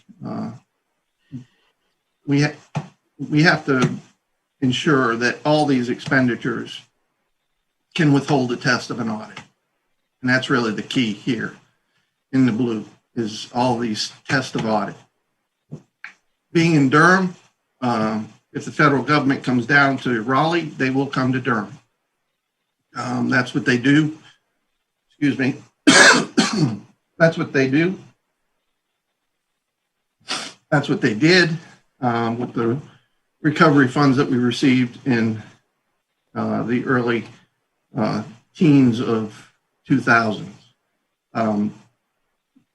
123, the non-digital resources. This is with support for us to support connectivity of students with students through platforms that we implemented to ensure that everybody could access it from home. Those will be spent. There shouldn't be a problem with those. PRC 124, student computer devices. These funds were expended on Chromebooks as part of the larger purchase. We received them in August, and they were deployed to the students so that we could have online learning at home. School nutrition, these funds, PRC 125, were for salary and benefits and other costs for the emergency feeding program that went on. We spent some of these last fiscal year, and we just used up the remaining funds because our revenues were down over the summer in the summer feeding program. So we were able to allocate costs back to this program and free up those larger expenditures for personnel in the child nutrition budget, taking us closer to being out of a deficit, but we are still in a deficit in child nutrition this fiscal year. Also, PRC 126, computer devices. These dollars are being used to purchase Chromebooks or laptops for teacher assistants to ensure that they'll be able to take one home if they're not in the classroom this year. We're in the process of working through this purchase as we go through the next board meeting. Wi-Fi for mobile buses. We're looking into getting a few buses situated with the gateway routers to ensure that we can have internet services, maybe on activity buses or other buses as students are coming to school. PRC 128. These funds were for devices. And then when I said we had purchased 9,500 devices for the Wi-Fi that we're paying for the services, subscription services out of the CARES Act funds at the top, we could only spend $9,500 of these funds because it could only be used for the purpose of of the purchase of the device. It could not be used towards anything else for the purpose of the services. Learning management system. These funds were provided to us for Canvas licenses.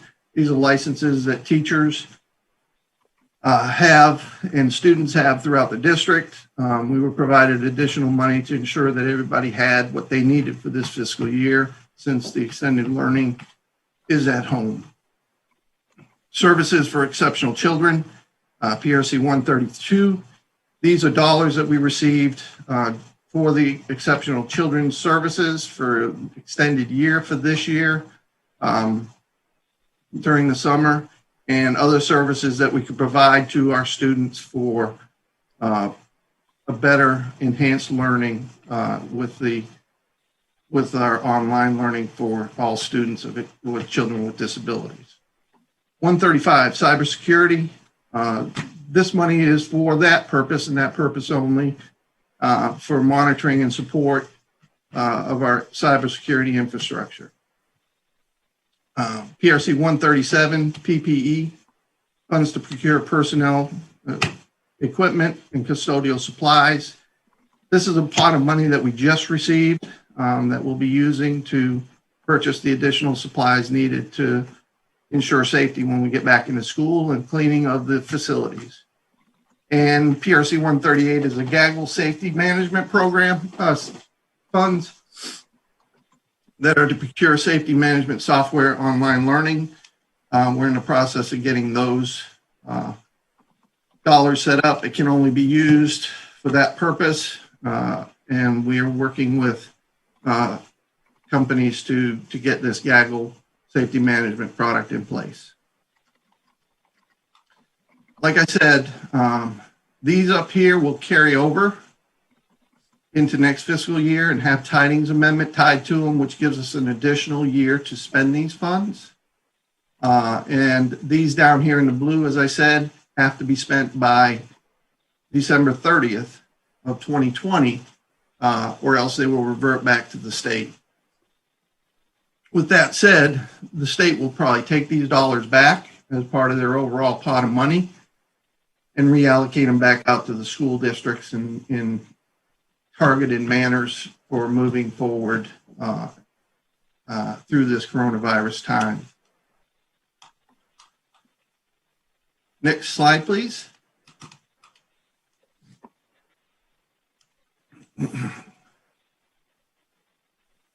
We knew that we would have budget risks as we started this fiscal year. Knowing and not knowing what was ahead of us and how long we would be out. The large part of the funds are for online learning, and a lot of the cost yet to come will be in regards to Plan B and ensuring safety of all students and personnel in the schools.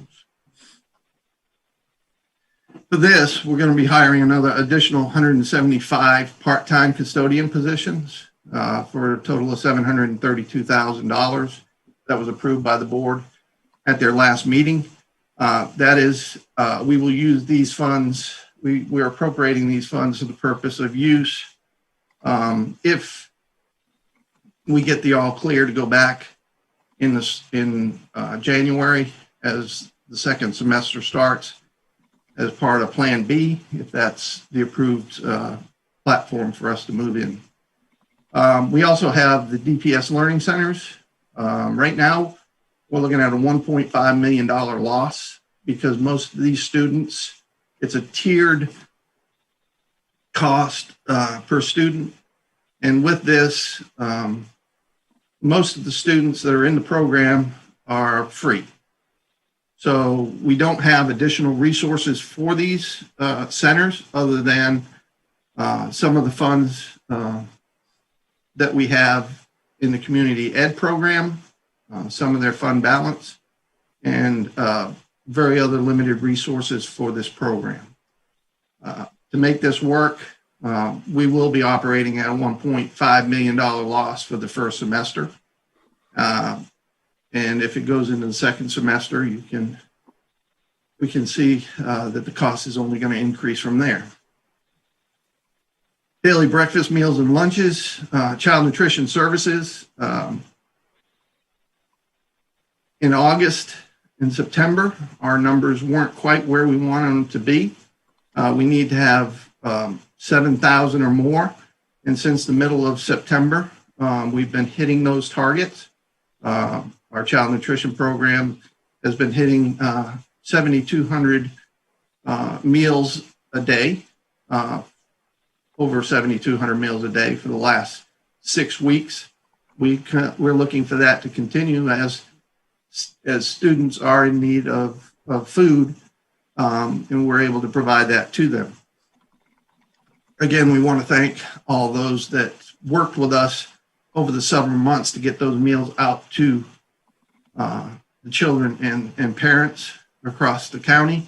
That was a partnership that it wouldn't have worked without everybody chipping in to make sure that children were fed over the summer. So in regards to this next item, which is the Families First Coronavirus Relief Act, we have DPS personnel that are taking leave under this. That leave ends, well, it's ended. At this point in time, it ended in November, mid-November for most people. These were for individuals that were staying home with their children for the purpose of online learning, or if they had severe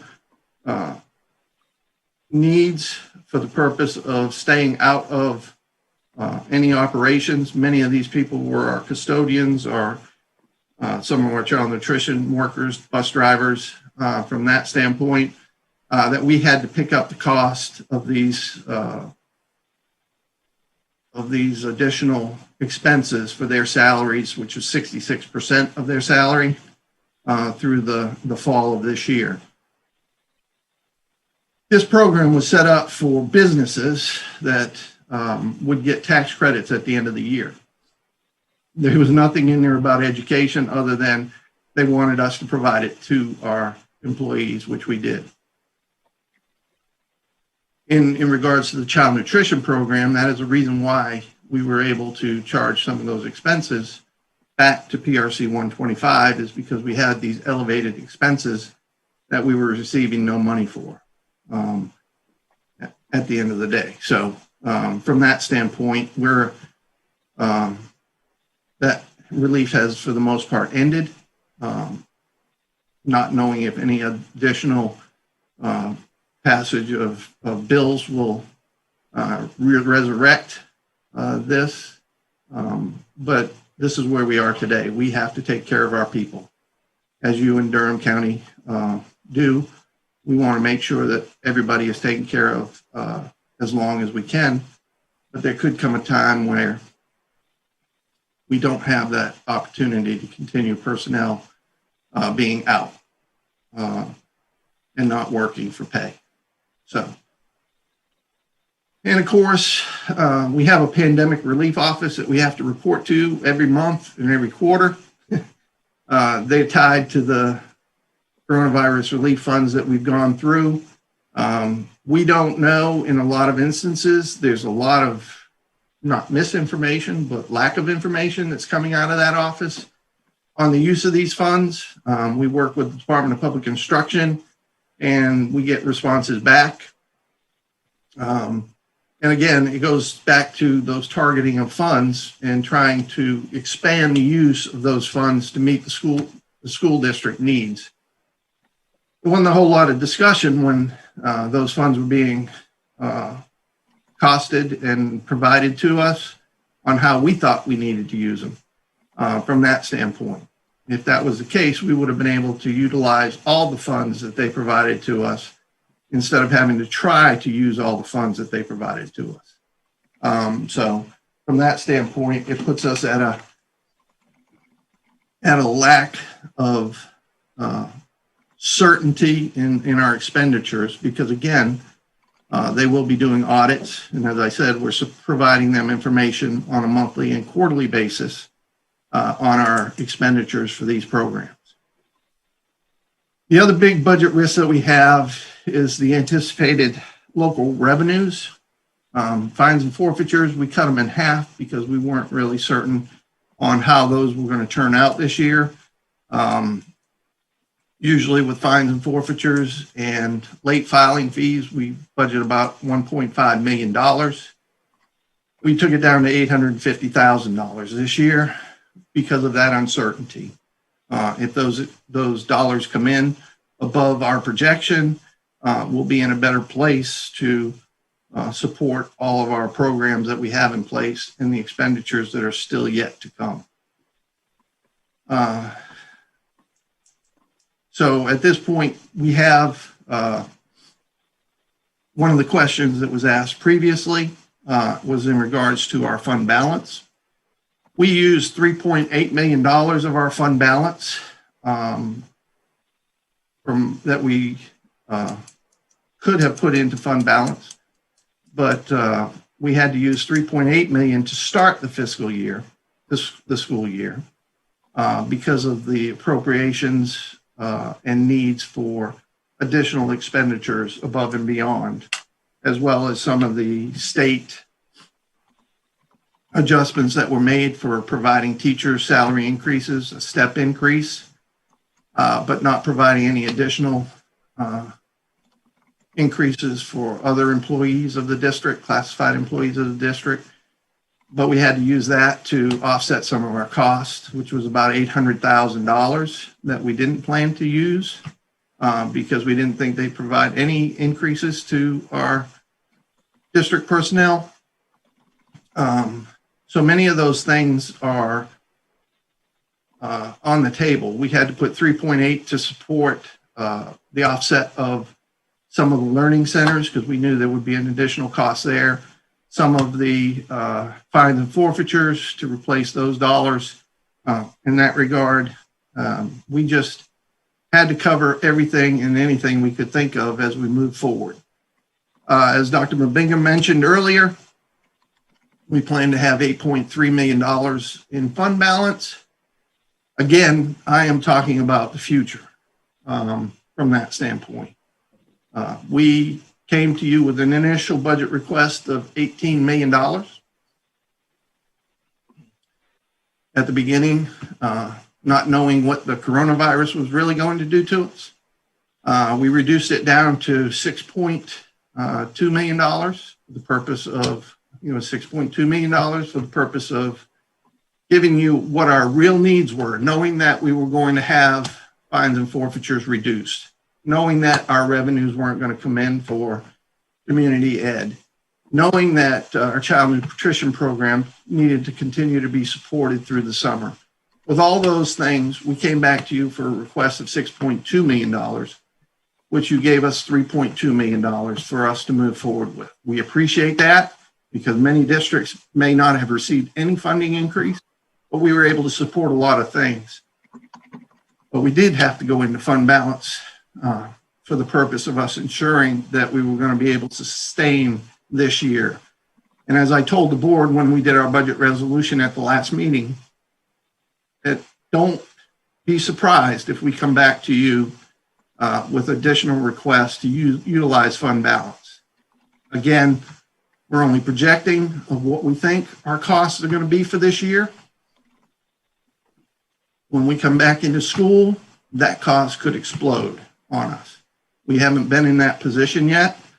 We know we've done a lot of cleaning, deep cleaning, but there's going to be that continuous need to purchase additional supplies and materials, PPE, for staff, and some of the expenses could get large as we get back into school. So that's all I have. I open the floor to Alex to see if he wants to add anything to that, or Dr. Mabenga in that regard.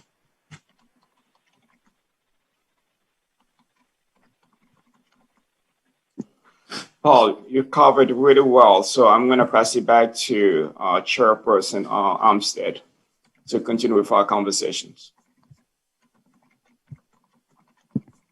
Thank you all. Board members, commissioners, we have questions, discussion.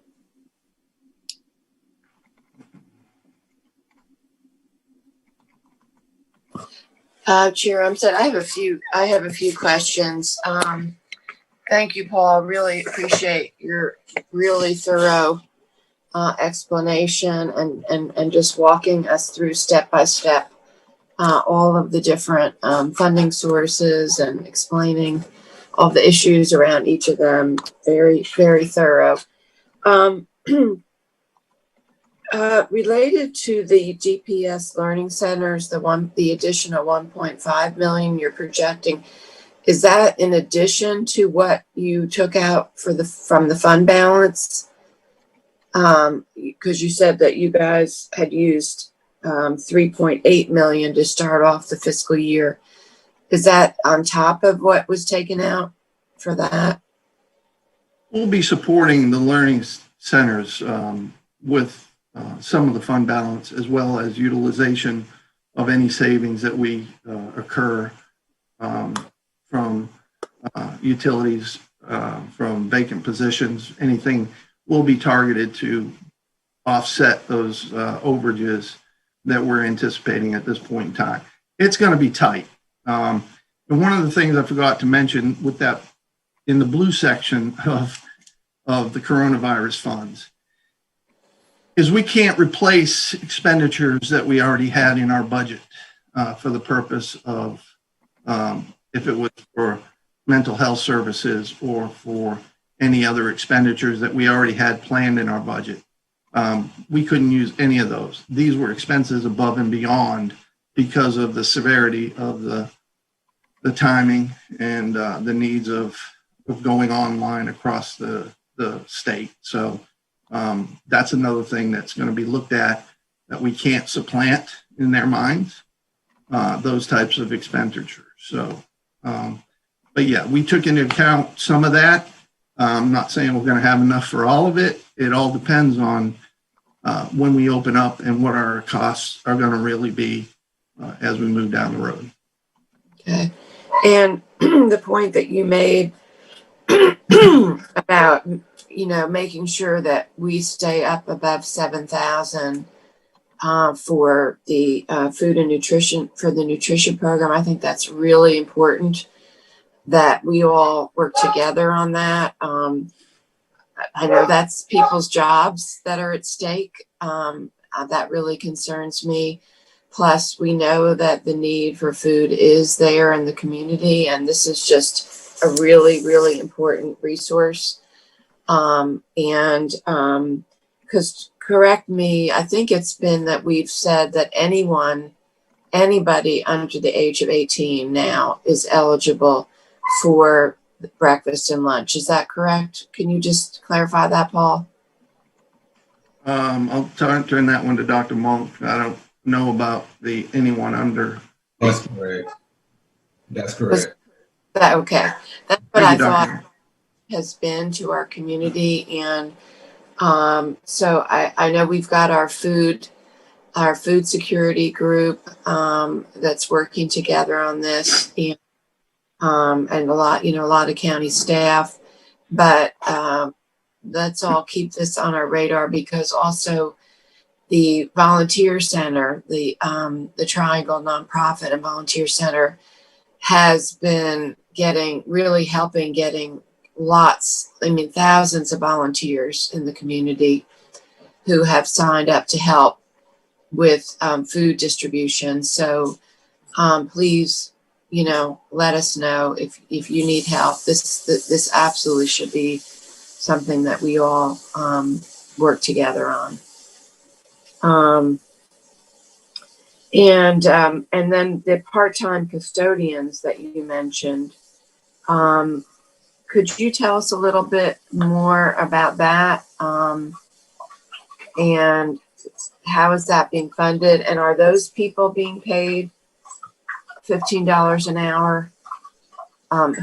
Just how are those? How does it work? How is that piece working? I'm going to turn that one over to Dr. Monk. He has a great handle on what he's planning to do in the operational services area. But I believe they're looking to bring those people in at the $15, near the $15 an hour range. So yes, they'll be paid $15 an hour. These are temporary part-time positions. So when we get to the point where some of the disinfection requirements for occupancy are no longer necessary, then those positions will go away. But they are a result of the increased amount of disinfection that we have to do as part of reducing the transmission of COVID-19. Okay, well, I'm glad to hear that they are going to be paid $15 an hour, but I can imagine that would create some tension with the existing janitorial staff who are not being paid that.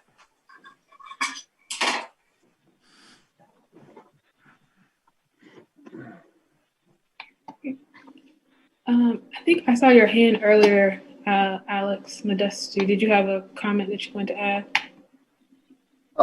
Yeah, just one thing, I guess, to reiterate from Paul's points of just how tight we are with, our, we're estimating that our unassigned fund balance will be at 8.3 million. That's, pending finalization of the 2020 CAFR. But that whether it's the MERV 13 filters, the additional 175 custodians, pending still uncertainty with our child nutrition program, the fact that we have 500 plus children in the learning centers and virtually almost all of them are tuition free when under normal circumstances our before and after school care program is entirely funded by tuition that families pay. So just all of these things layering and compounding on top of each other just make this a very tight year. That we've allocated $3.83 million in fund balance to try to cover it as much as we can, and we're being very careful and diligent with the budgets that our departments currently have. Is more of, even if it's in your budget right now, if it's not mission critical, we're trying to preserve and withhold as much funds as we can, but that all of these things layer on top of each other, and it's making it very very tight for us to take on any additional expenditures beyond what's kind of mission critical for COVID right now.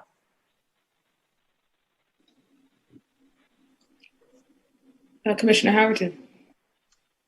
Could you clarify, Paula, can you clarify something for me? If you'll go back, you said the county gave last year was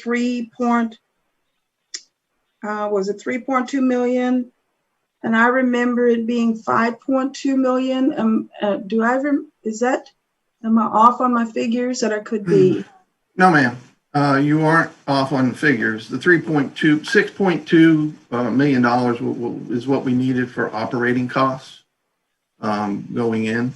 You gave us the 3.2 million, and then you gave us the 1.9 that was to bring up the minimum wage to closer to $15. So yes, it did come out to be the 5 point. Okay, I just remembered the 5.2, and I just wanted to be accurate on that number. Thank you. Yep.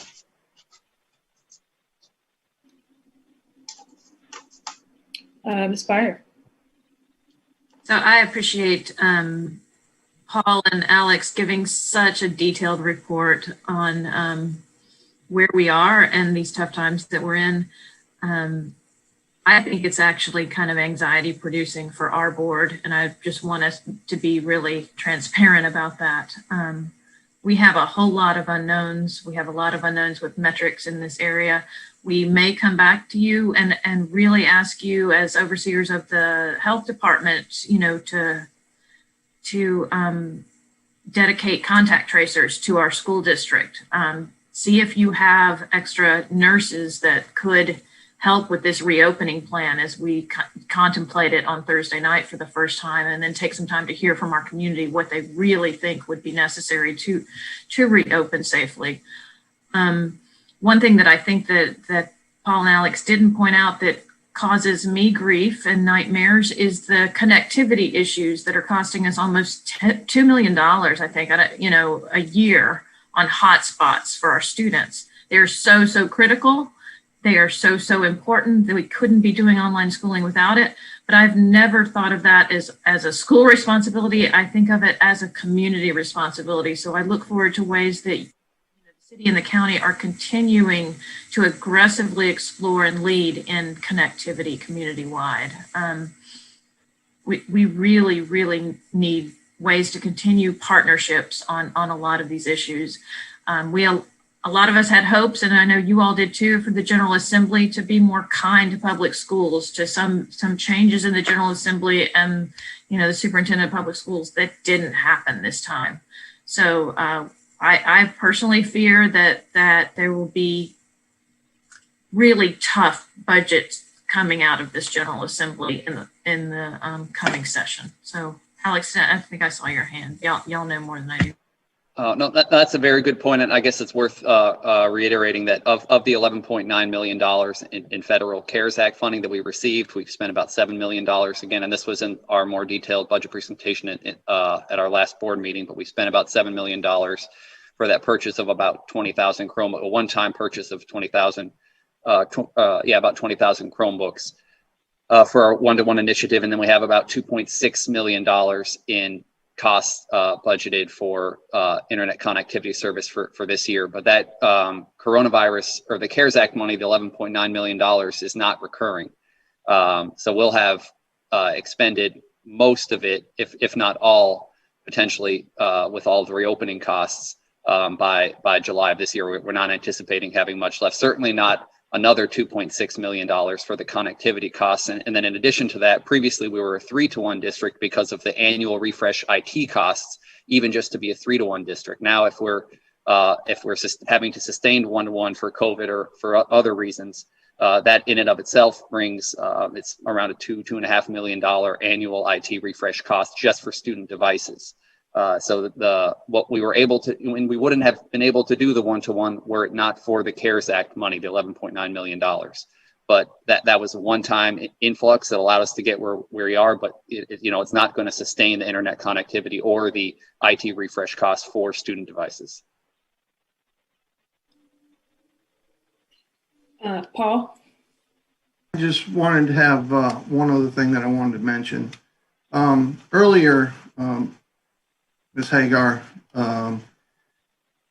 said that maybe we could split the cost of getting to the $15 an hour. As you've heard the board members say, that's really if it's being pushed by the county and city, that's really needs to be an appropriation.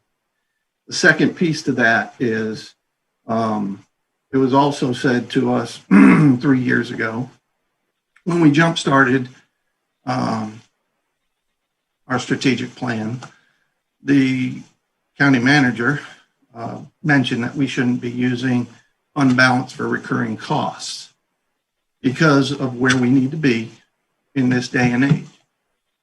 Anything that we come to you is because we're going to show it as a need, but mostly we're going to be showing you what the need is to continue from year to year, and we will ask you for any expansion items we want. But from the standpoint of being clear to the point that it's been told to us not to use our fund balance for recurring costs in the past.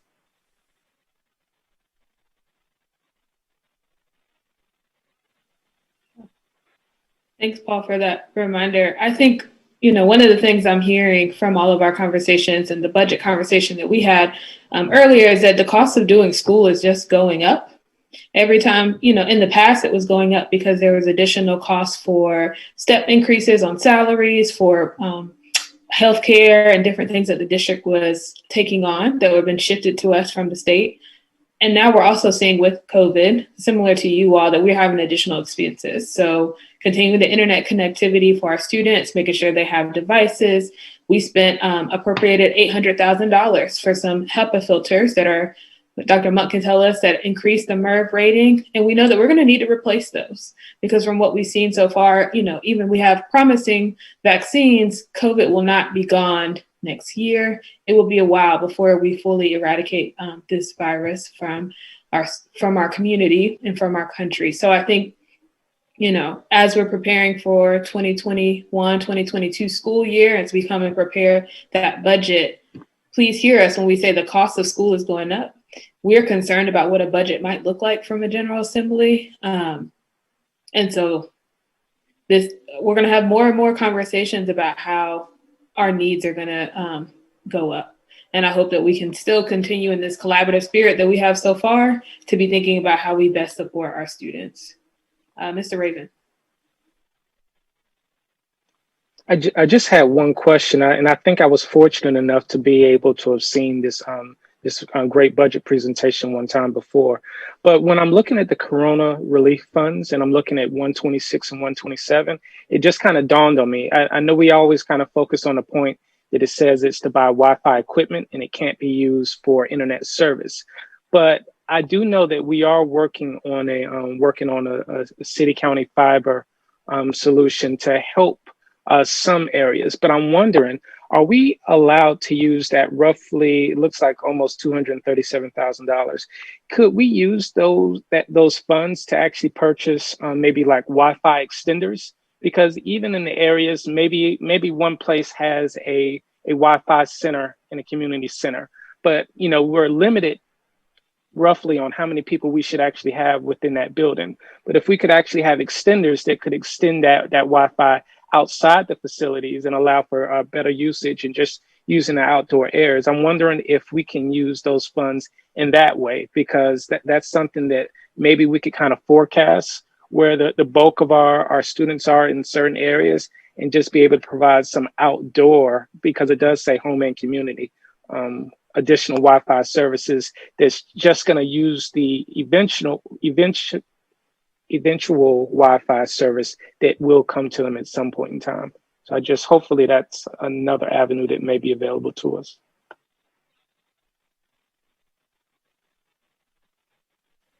Thank you for that. We'll certainly look into that quickly because we don't have many more days with these funds. So thank you for bringing that up. Thank you, Mr. Reverend, also for that suggestions. What I would advise our staff to do, get in touch with city as well, as we're working with public housing. There was some costs associated with what they were trying to do. I think we don't really want to return these funds to the state. If anything creative we can do, I think that's a conversation that we need to have. Thank you.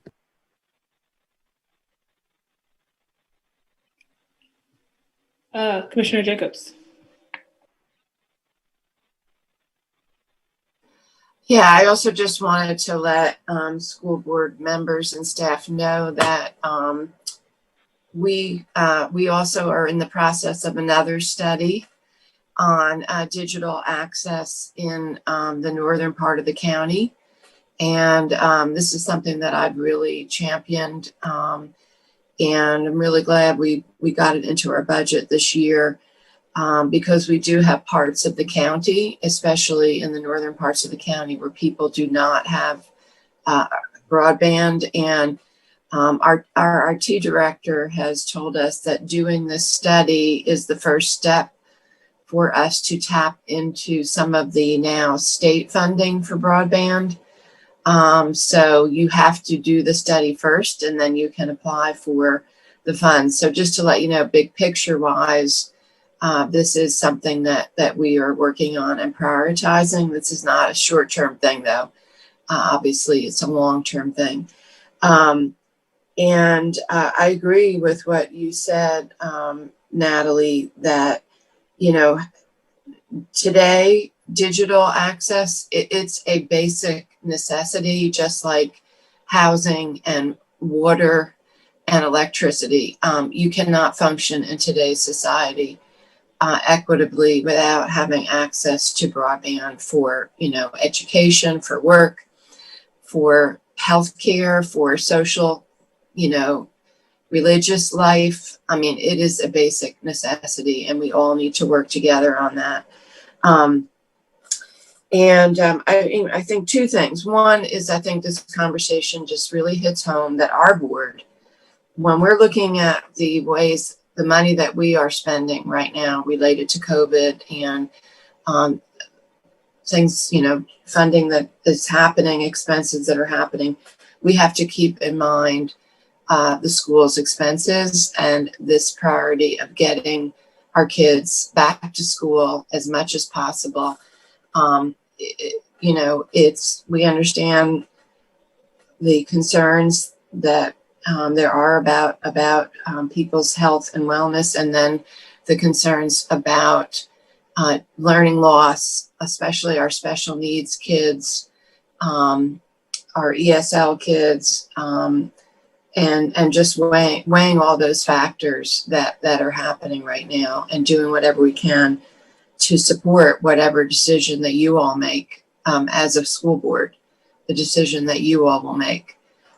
We need to be able to be in a position to support that for our entire community and our parents. One question I have, I guess, is for maybe Dr. Menga, is do you have any projection at this point how many parents? I know some parents are going to choose to continue the virtual learning, but then there are parents who they, you know, with work and their own situations at home, it's just not working well for them, virtual learning, and then their children having special needs. Just wondering if you have an idea about how many parents may choose, want to do a plan B. And then I guess for our staff, I'd like to know, it's probably not a quick answer, but whether we can be looking at ways that we can support the schools based on the resources that we have. I know, Natalie, you mentioned contact tracers, but for our staff to think about resources that we have, you know, already, that might be helpful, and whether our staff can work together on assessing that based on whatever decision that you all come up with. I think that would be really a next step after the decision that you all make. So those are my two questions. All right, Commissioner Jacobs, let me go ahead and answer the first one. Roughly around 6,500 of our students sign up for online out of 33 or 31,000 now that we have. That number is not really accurate at this point, because once we present our plan to our board, we are going to give our families another option for them to be able to sign up for online, to remain online for the remaining of the year. So we should be able to have approximately the number somewhere around the first week of December. So if I can just look for elementary, so far we have roughly between 20 to 25% of our families sign up for Ignite. And that's not really a true picture of some of the feedback that we've been receiving from our families. For that reason, we're going to open up another options after November 19th, depending on how our board is going to vote. Then we're going to give those families another option. I think that was the first question. I don't know if the second one was a question or was a concern that you were trying to make, to bring. I did not really capture the second part of your question. Well, I guess I just want to hear from staff about, you know, depending on what you all decide, but just, and, you know, just a follow up of our staff, everyone working together for you all to share what your needs are and whether the county can even support some of those with the existing resources that we have, things like contact tracers, or, you know, there may be other things that we definitely can even help with because we have those resources. And what that would look like for you all to move forward on that.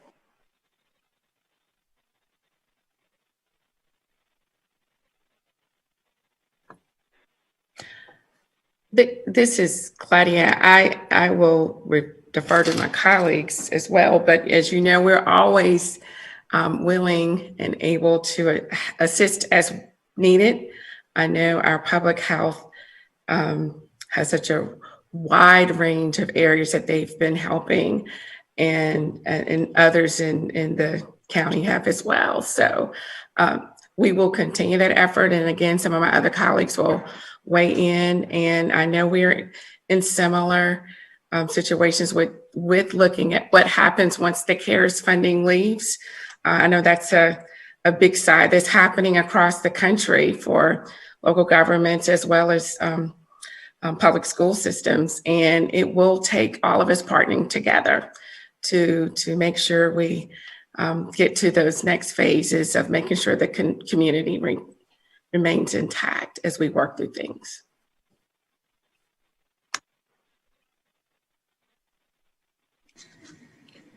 Were there any other comments from county staff on that? I see your hand, Ms. Lewis. Well, good morning, Joanne Pierce, General Manager for Health and Wellbeing with the county. Yes, look forward to hearing from the Durham Public Schools to hear how we can partner and support. Thank you. Ms. Lewis. Thank you, Ms. Hager and Ms. Pierce. Partnering is really important, especially in this time. I'm so happy to hear all the ways that we are partnering with each other during these times. Commissioner Jacobs, as you shared, it is important for us to consider safely returning back to schools. So as we look at a robust mitigation plan to get back to schools, this type of collaboration is needed. Contact tracers, connectivity issues. As this is a hybrid model, there will be middle school and high school students who will still be online, and teachers. And connectivity is still an issue on the ground for our families, having enough broadband to either have their microphone on and video on at the same time, or one or the other, and still not being able to receive quality education that's needed. So looking at that, again, a robust mitigation plan to get back to school is going to be important. And realizing too, there will still be some families at home. You had mentioned the connectivity or even before the connectivity, there are middle school and high school students who are using our learning centers in the community. So just something to keep on your radar, that may still be a need, even if we return back to school for our community partners. And then going back to the digital access study that you had talked about, and things take time to develop, but I was wanting to know if you have an idea of what the time frame looks like. Is this something that we can anticipate having the study results back before the end of the school year, and even getting state funding? I know you said it'll take a while, but ideally is that 6 months, a year or two, if you have any idea? Thank you. I really have no idea. So I don't know if Claudia, if you have any idea when the study will be completed and what the steps are for that. I don't know. Great question.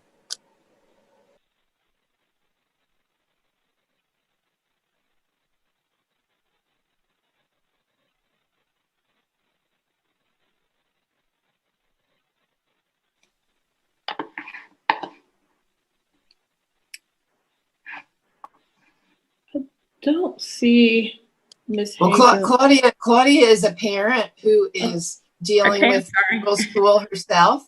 She may easily be helping her son with school right now. Well, thank you so much. My technology was disconnected, and human error, didn't plug in my charger to the wall. So I missed about 1.5 minutes. My apology. Well, but if you had said, Claudia, I was busy helping my son with school, that would have been adequate as well, too. Absolutely, because he always finds the perfect time to pause and ask questions. But I'm sorry, if there was a question that was asked of me, I apologize. I'm not sure what that may have been. Yeah, the question was around the timeline for the study in broadband. When will the study be completed? How does it work moving forward? Is there a timeline that we can look forward to that? Yes, that work will be completed by the spring. And we can, or that's the initial time frame that we're looking at. And we can also give more updates on that because of COVID. As you can imagine, some things are moving slower than planned, but the intent is to have that finished in early 21. And after that step, present a plan to the board for dollars that are needed for certain components that we would self-fund, but also a strategy on how we will seek external funding, whether it's from the state or the federal government. So we're excited about this, and I know many of our community members in the northern part of the county are equally as excited. Thank you. I think as much as we can collaborate and also be creative around this, we see how a lot of our funds are kind of restricted. So if, DPS provides a hotspot, but the county can help with the cost of the service because we can't use funds to do that. Like, I'm wondering how many different ways that we can be collaborative in that fashion as we're moving forward, because it's going to take that level of collaboration, I believe, to move forward. So I'm gonna move us forward on our agenda because we have a really important presentation on the Early Childhood Action Plan, and I want to make sure that group who's been waiting patiently, has some time the full time that they need for their presentation. And so for that, I'm going to turn it over to Dr. Linda Chappelle. Hi, glad to be here. Actually, I'm going to turn it over to start us off to Kate Elander, the Early Childhood Coordinator for Durham County, as well as David Reese from Durham Children's Initiative to talk about the Early Childhood Action Plan collaborative work. And then once they're done, I will update you on our Durham Pre-K initiative. And I know we will try to be brief since the meeting has run over.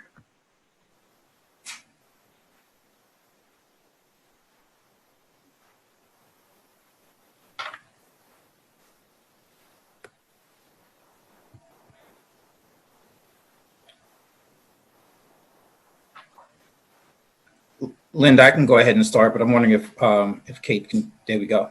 Yep, it's coming up on the screen. Good morning, everyone. Thank you so much for having us.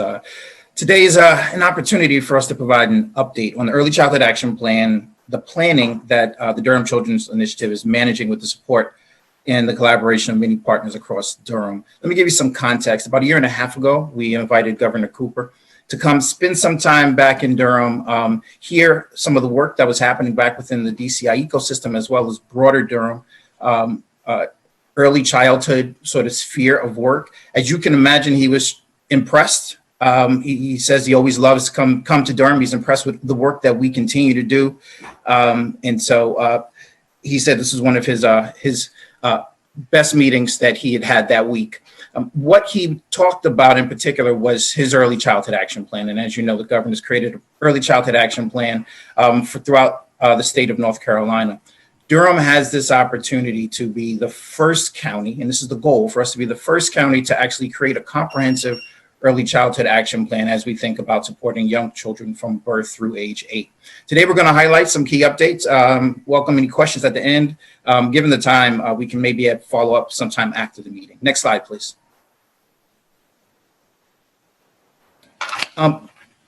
Here you see just an overall framework of the process. So this is a collaborative, collective impact effort that, again, is modeled after the Early Childhood Action Plan from the state. We have created our model and our framework to focus on 4 areas: healthy basic needs, safe and nurtured, as well as learning it and ready to succeed.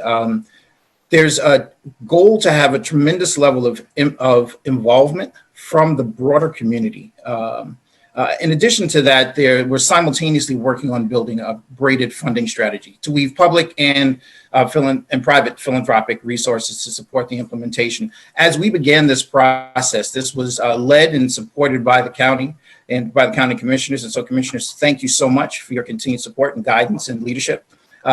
DCI also made a financial investment here, and we wanted to create that the sort of the standard in the planning process, because as we hopefully move into an implementation process, this is where there's the opportunity to bring in our private and public philanthropic partners to support the implementation of this early childhood action plan.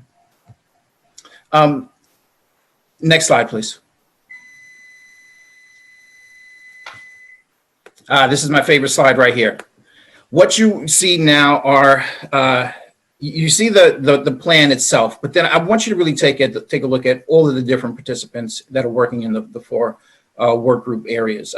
This is, I think, Durham at its best. There's representation from pretty much all throughout Durham. Commissioner Reckhow is participating, Board Member Lewis have also been engaged, and we're really grateful for your leadership here. You know, we also have some community surveys as we think about engaging the broader community. There are about 1,300 surveys which are out, and the last check-in I got, there were almost 600 of those surveys returned. And so as we think about engaging the entire community back in this process, I think we're well on our way. Go ahead, next slide, please.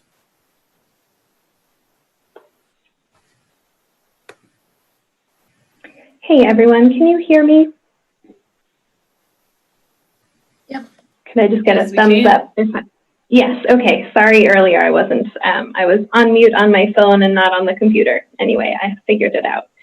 Thanks again everyone for taking the time today to hear this update, and thanks David for giving that overview. We just want to give you just a few more details about how it's going. David talked about all of the stakeholders that have been involved. We are so grateful to both the county and to Durham Public Schools for the level of staff involvement and leadership involvement that have been participating both on the governance committee, but also within the work groups, and also providing a lot of data and a lot of background context to all of us. Y'all have a ton of knowledge that you've been sharing, and we really appreciate it.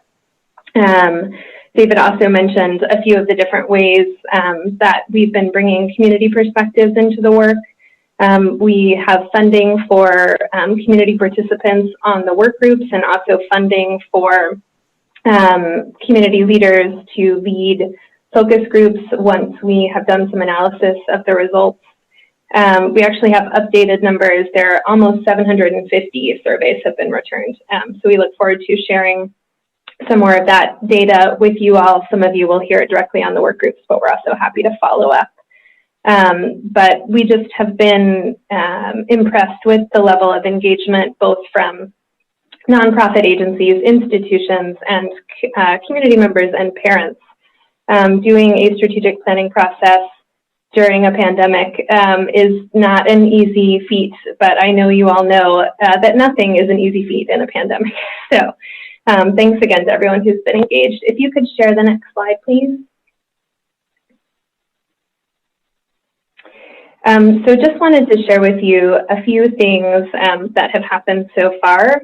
The ECAP team has put together needs and assets assessments that compile as much existing data as possible, including population level data and some program level data that's relevant to each of the work groups. We really want to make sure that the work groups are grounded in a lot of different types of knowledge, and one of those types of knowledge is this existing data.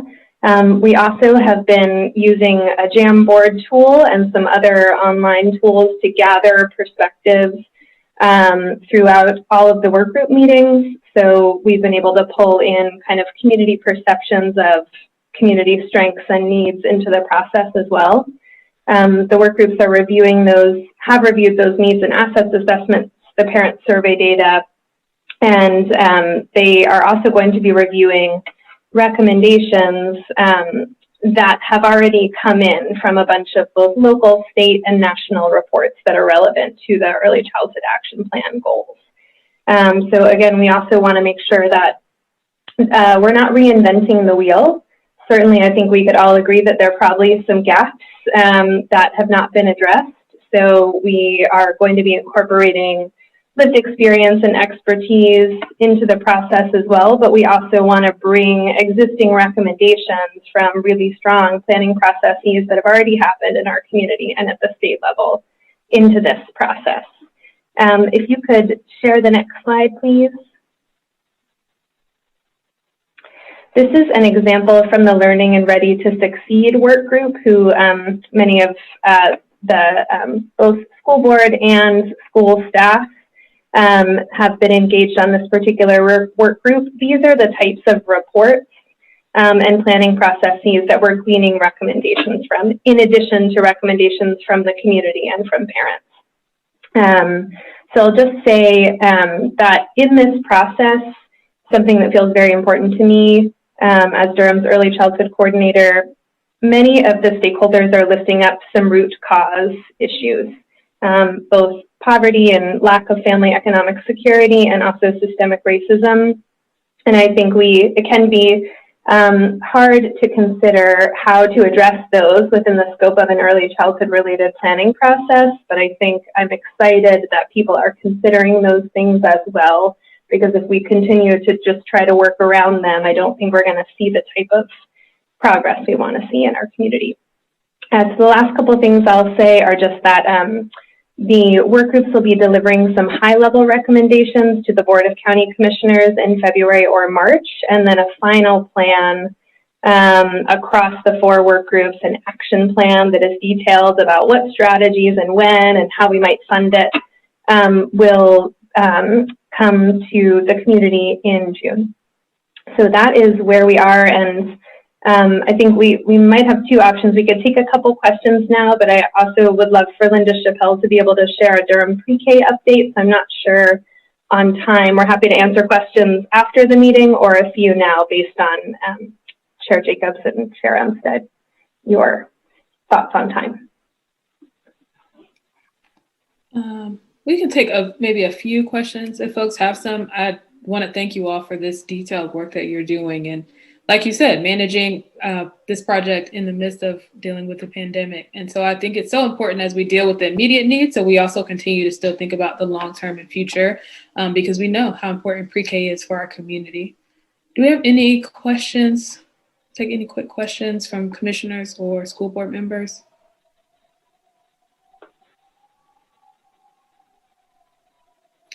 I don't see any hands. I just see smiles on my screen. I don't know if y'all can see them. So people, it seems like, are pleased with the work. Ms. Valladares, I see one.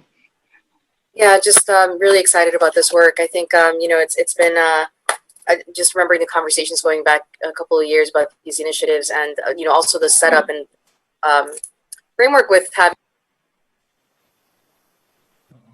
You are back on mute, Ms. Valladares. Yes.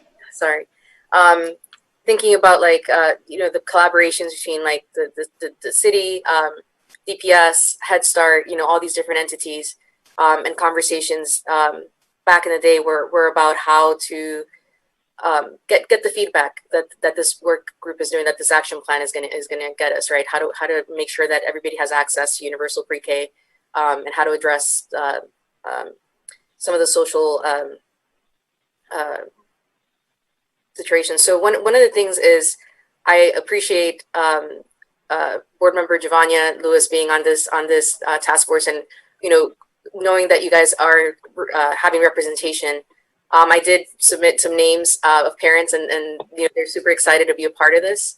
I do know that we have DPS staff, folks who have been working with families about like recruiting, and I just wanted to.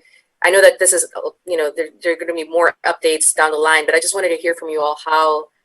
In terms of representation, what is it looking like? Because one of the things is the intention to invite as many members, but in terms of like how folks are showing up, if there's a need to even add more folks to that, I just wanted to just do a little check, because I know I recommended people and they were really excited about it. I just want to be sure that I do my part to support this because it matters to me.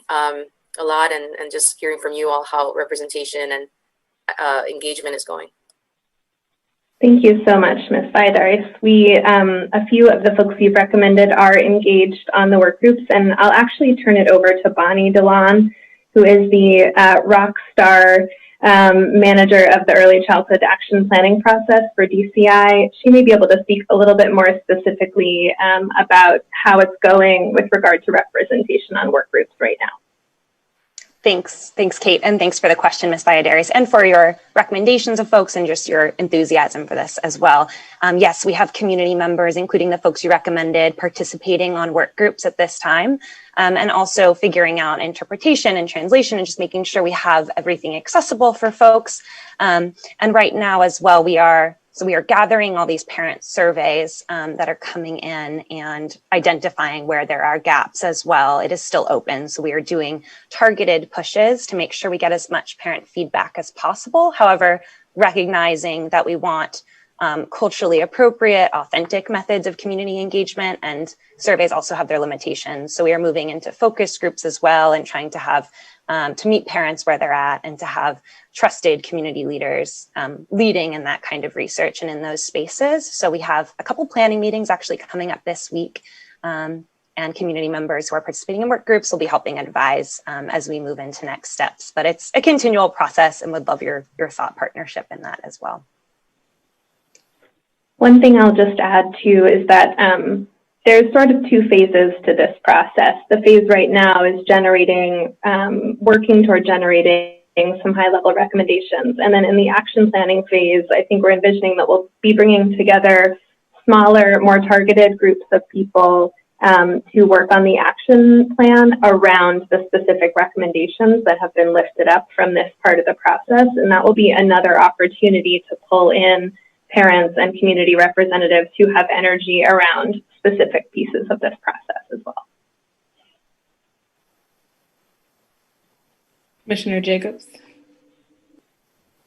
Well, I didn't want to leave this topic before we gave a proper introduction to Kate Elander. I'm not sure if you all have met her yet, but she is our rock star new early childhood coordinator. So I just want to take a moment to make sure that everybody knows who she is.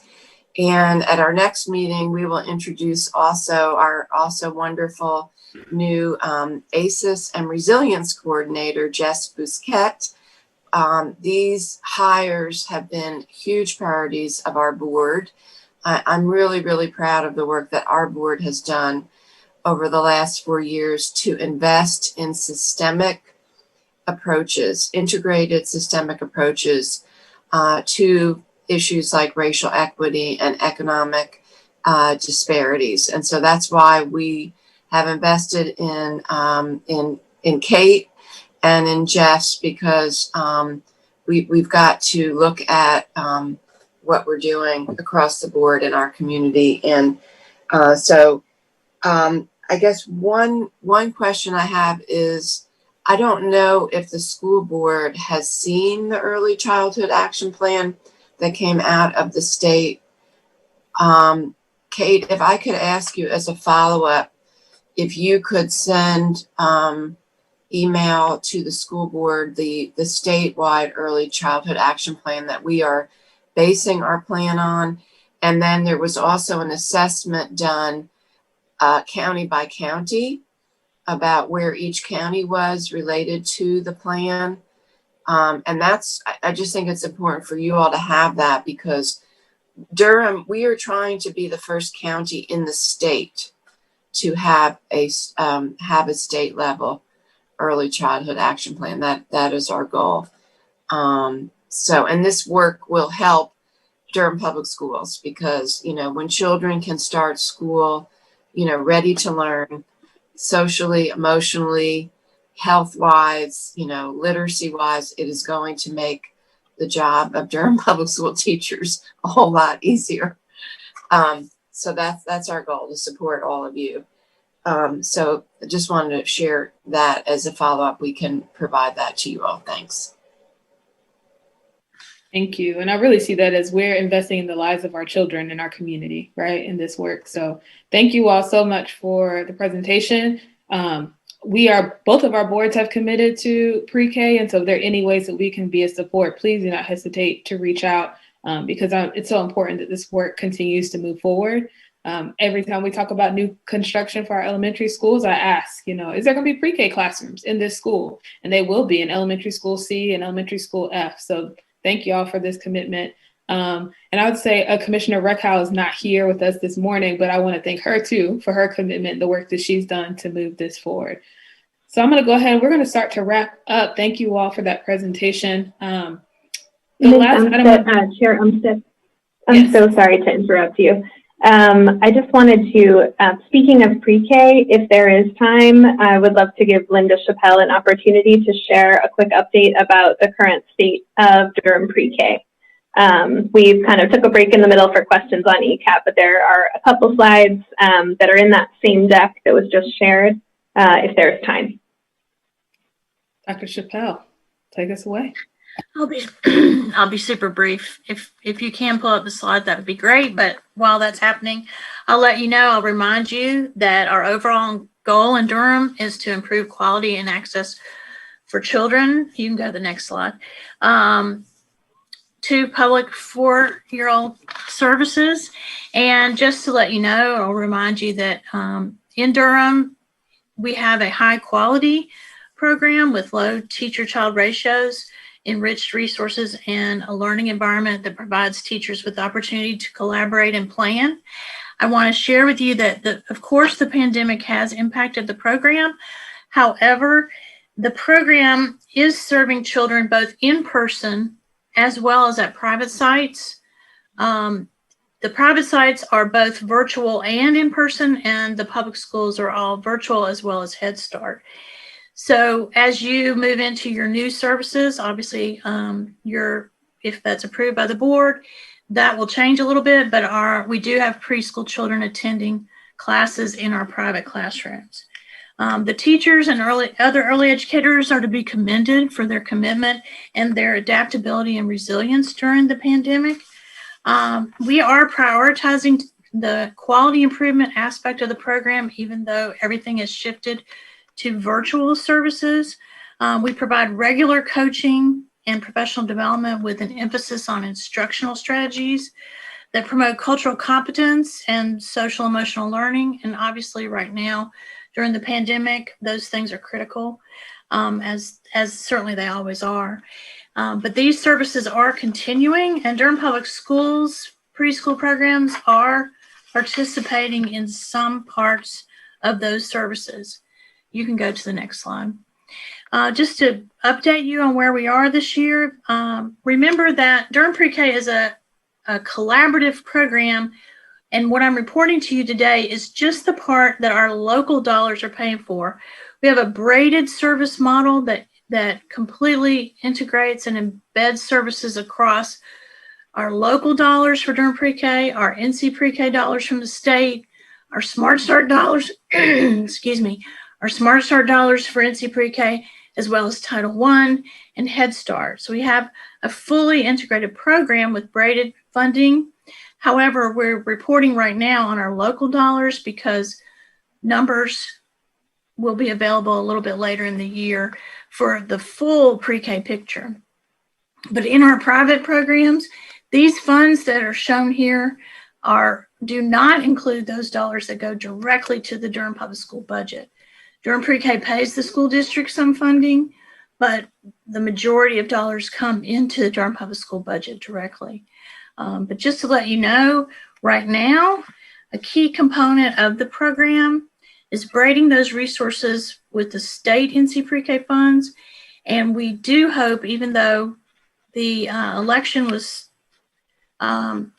went more in a conservative way than we had hoped in terms of preschool services, with the Leandra ruling, there is some hope that there will be additional funding coming through state dollars for pre-K services, and that will only enhance our program.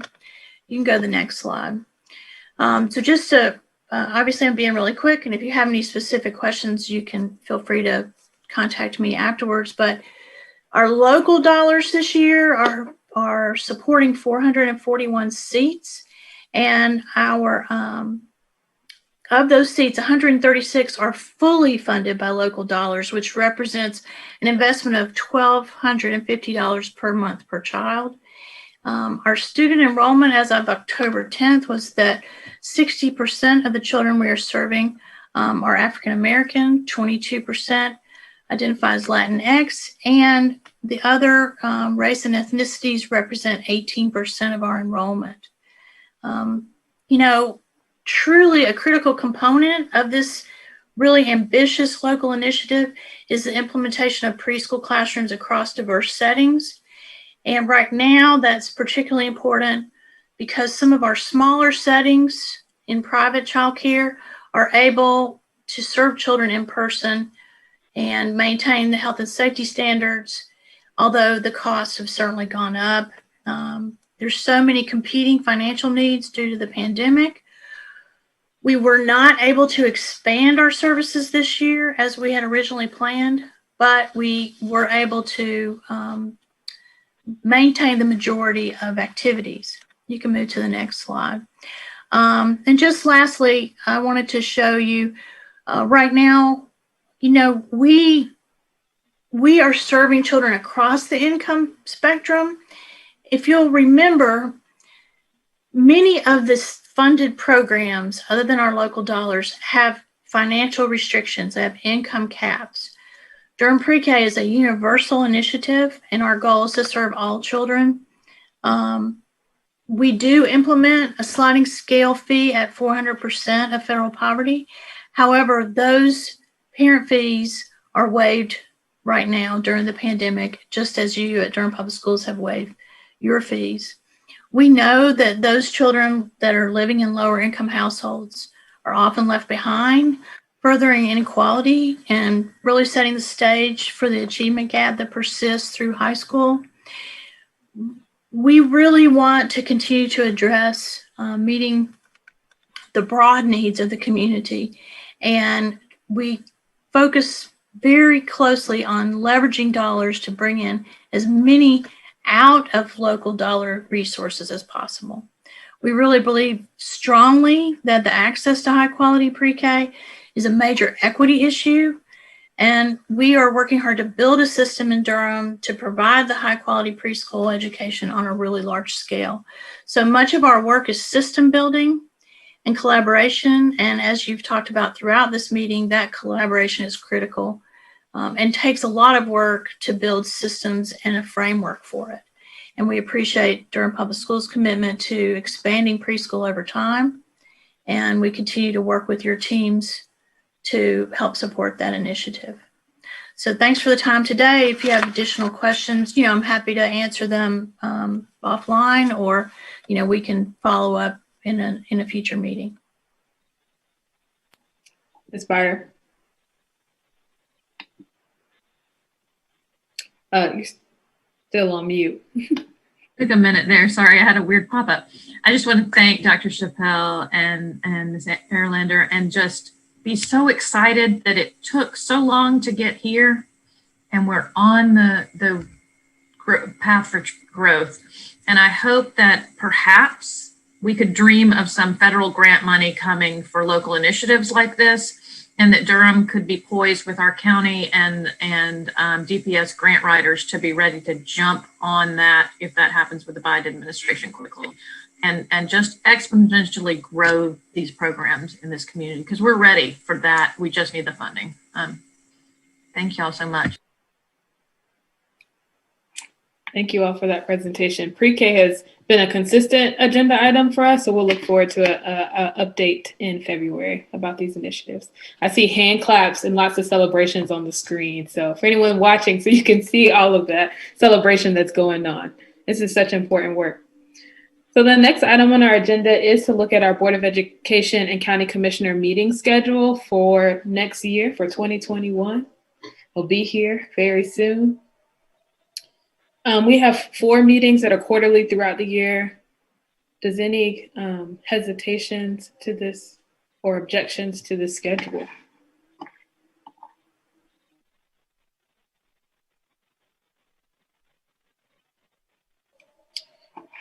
Hearing no objections, I'd love if there could be a motion so we can approve this and get those meetings set up. I will say all the locations will be pending, as you can see on this schedule, the health and safety reasons. So. I'd move approval of the schedule as presented. Second. It's been moved and properly second. I'm just going to call you all in the order I see on my screen. So Ms. Lewis. Aye. Ms. Byer. Aye. Mr. Raven. Aye. Ms. Valladares. Aye. Ms. Jacobs. Commissioner Jacobs. Yes. Commissioner Howerton. Yes. And Commissioner Carter. Aye. Right, so that is approved. So we'll go ahead and get those meetings up on our calendar. I had one specific kind of follow-up ask that I wanted. We had a lot of great presentations today. If we can get those included in the packet so they can all be updated online, that would be great, because I know that other people will want to follow up on this meeting. But that is all I have. We had public comment, but I don't think any public comment was submitted. Is Chip on? I don't believe so, but Okay, so we didn't have any public comment submitted. So with that, our meeting is adjourned. I saw Ms. Jacobs' hand. Sorry, Bettina. Oh, I'm sorry, I missed it. Yes, Ms. Jacobs. I did want to raise one issue about the calendar that we just approved, which is that just thinking about the budget adoption process, you know, we're going to have a meeting in February and then we won't have one again in May. So just thinking that through, I just want everyone to be aware that we may have to have a way to deal with, I don't know if you guys are going to have your budget already in February, and then obviously in May, we're pretty late into we're already doing our budget hearings. The budget work sessions are in May. You know, the manager's recommended budget will already have been presented to us. So I just wanted to get that on everybody's radar, that this schedule may not be able to deal with some of the, you know, we may have to have a different way to deal with some of the budget issues that may come about. We can work together if we need to call a meeting to make sure that we have this continued collaboration, because we know things will be changing quickly, and especially with new federal administration and our new state administration settling in. So I definitely am open to calling that meeting moving forward. All right. See thumbs up. Any other discussion? Ms. Valladares. Yeah, I just wanted to thank you all for all the presentations. So many topics that we can talk endlessly about. I guess like my gratitude and also my petition or request, you know, as you all, as the county, as you all have contracts, initiatives, you know, especially when it came to the environmental one, like you guys have an environmental contract. I'd love for you guys to include EPS to, you know, for that to be a part of that. As you think about your buildings, as you think about any initiatives that you have, that you include us in that. Thank you. Thank you. All right. And with that, we are adjourned. Thank you all.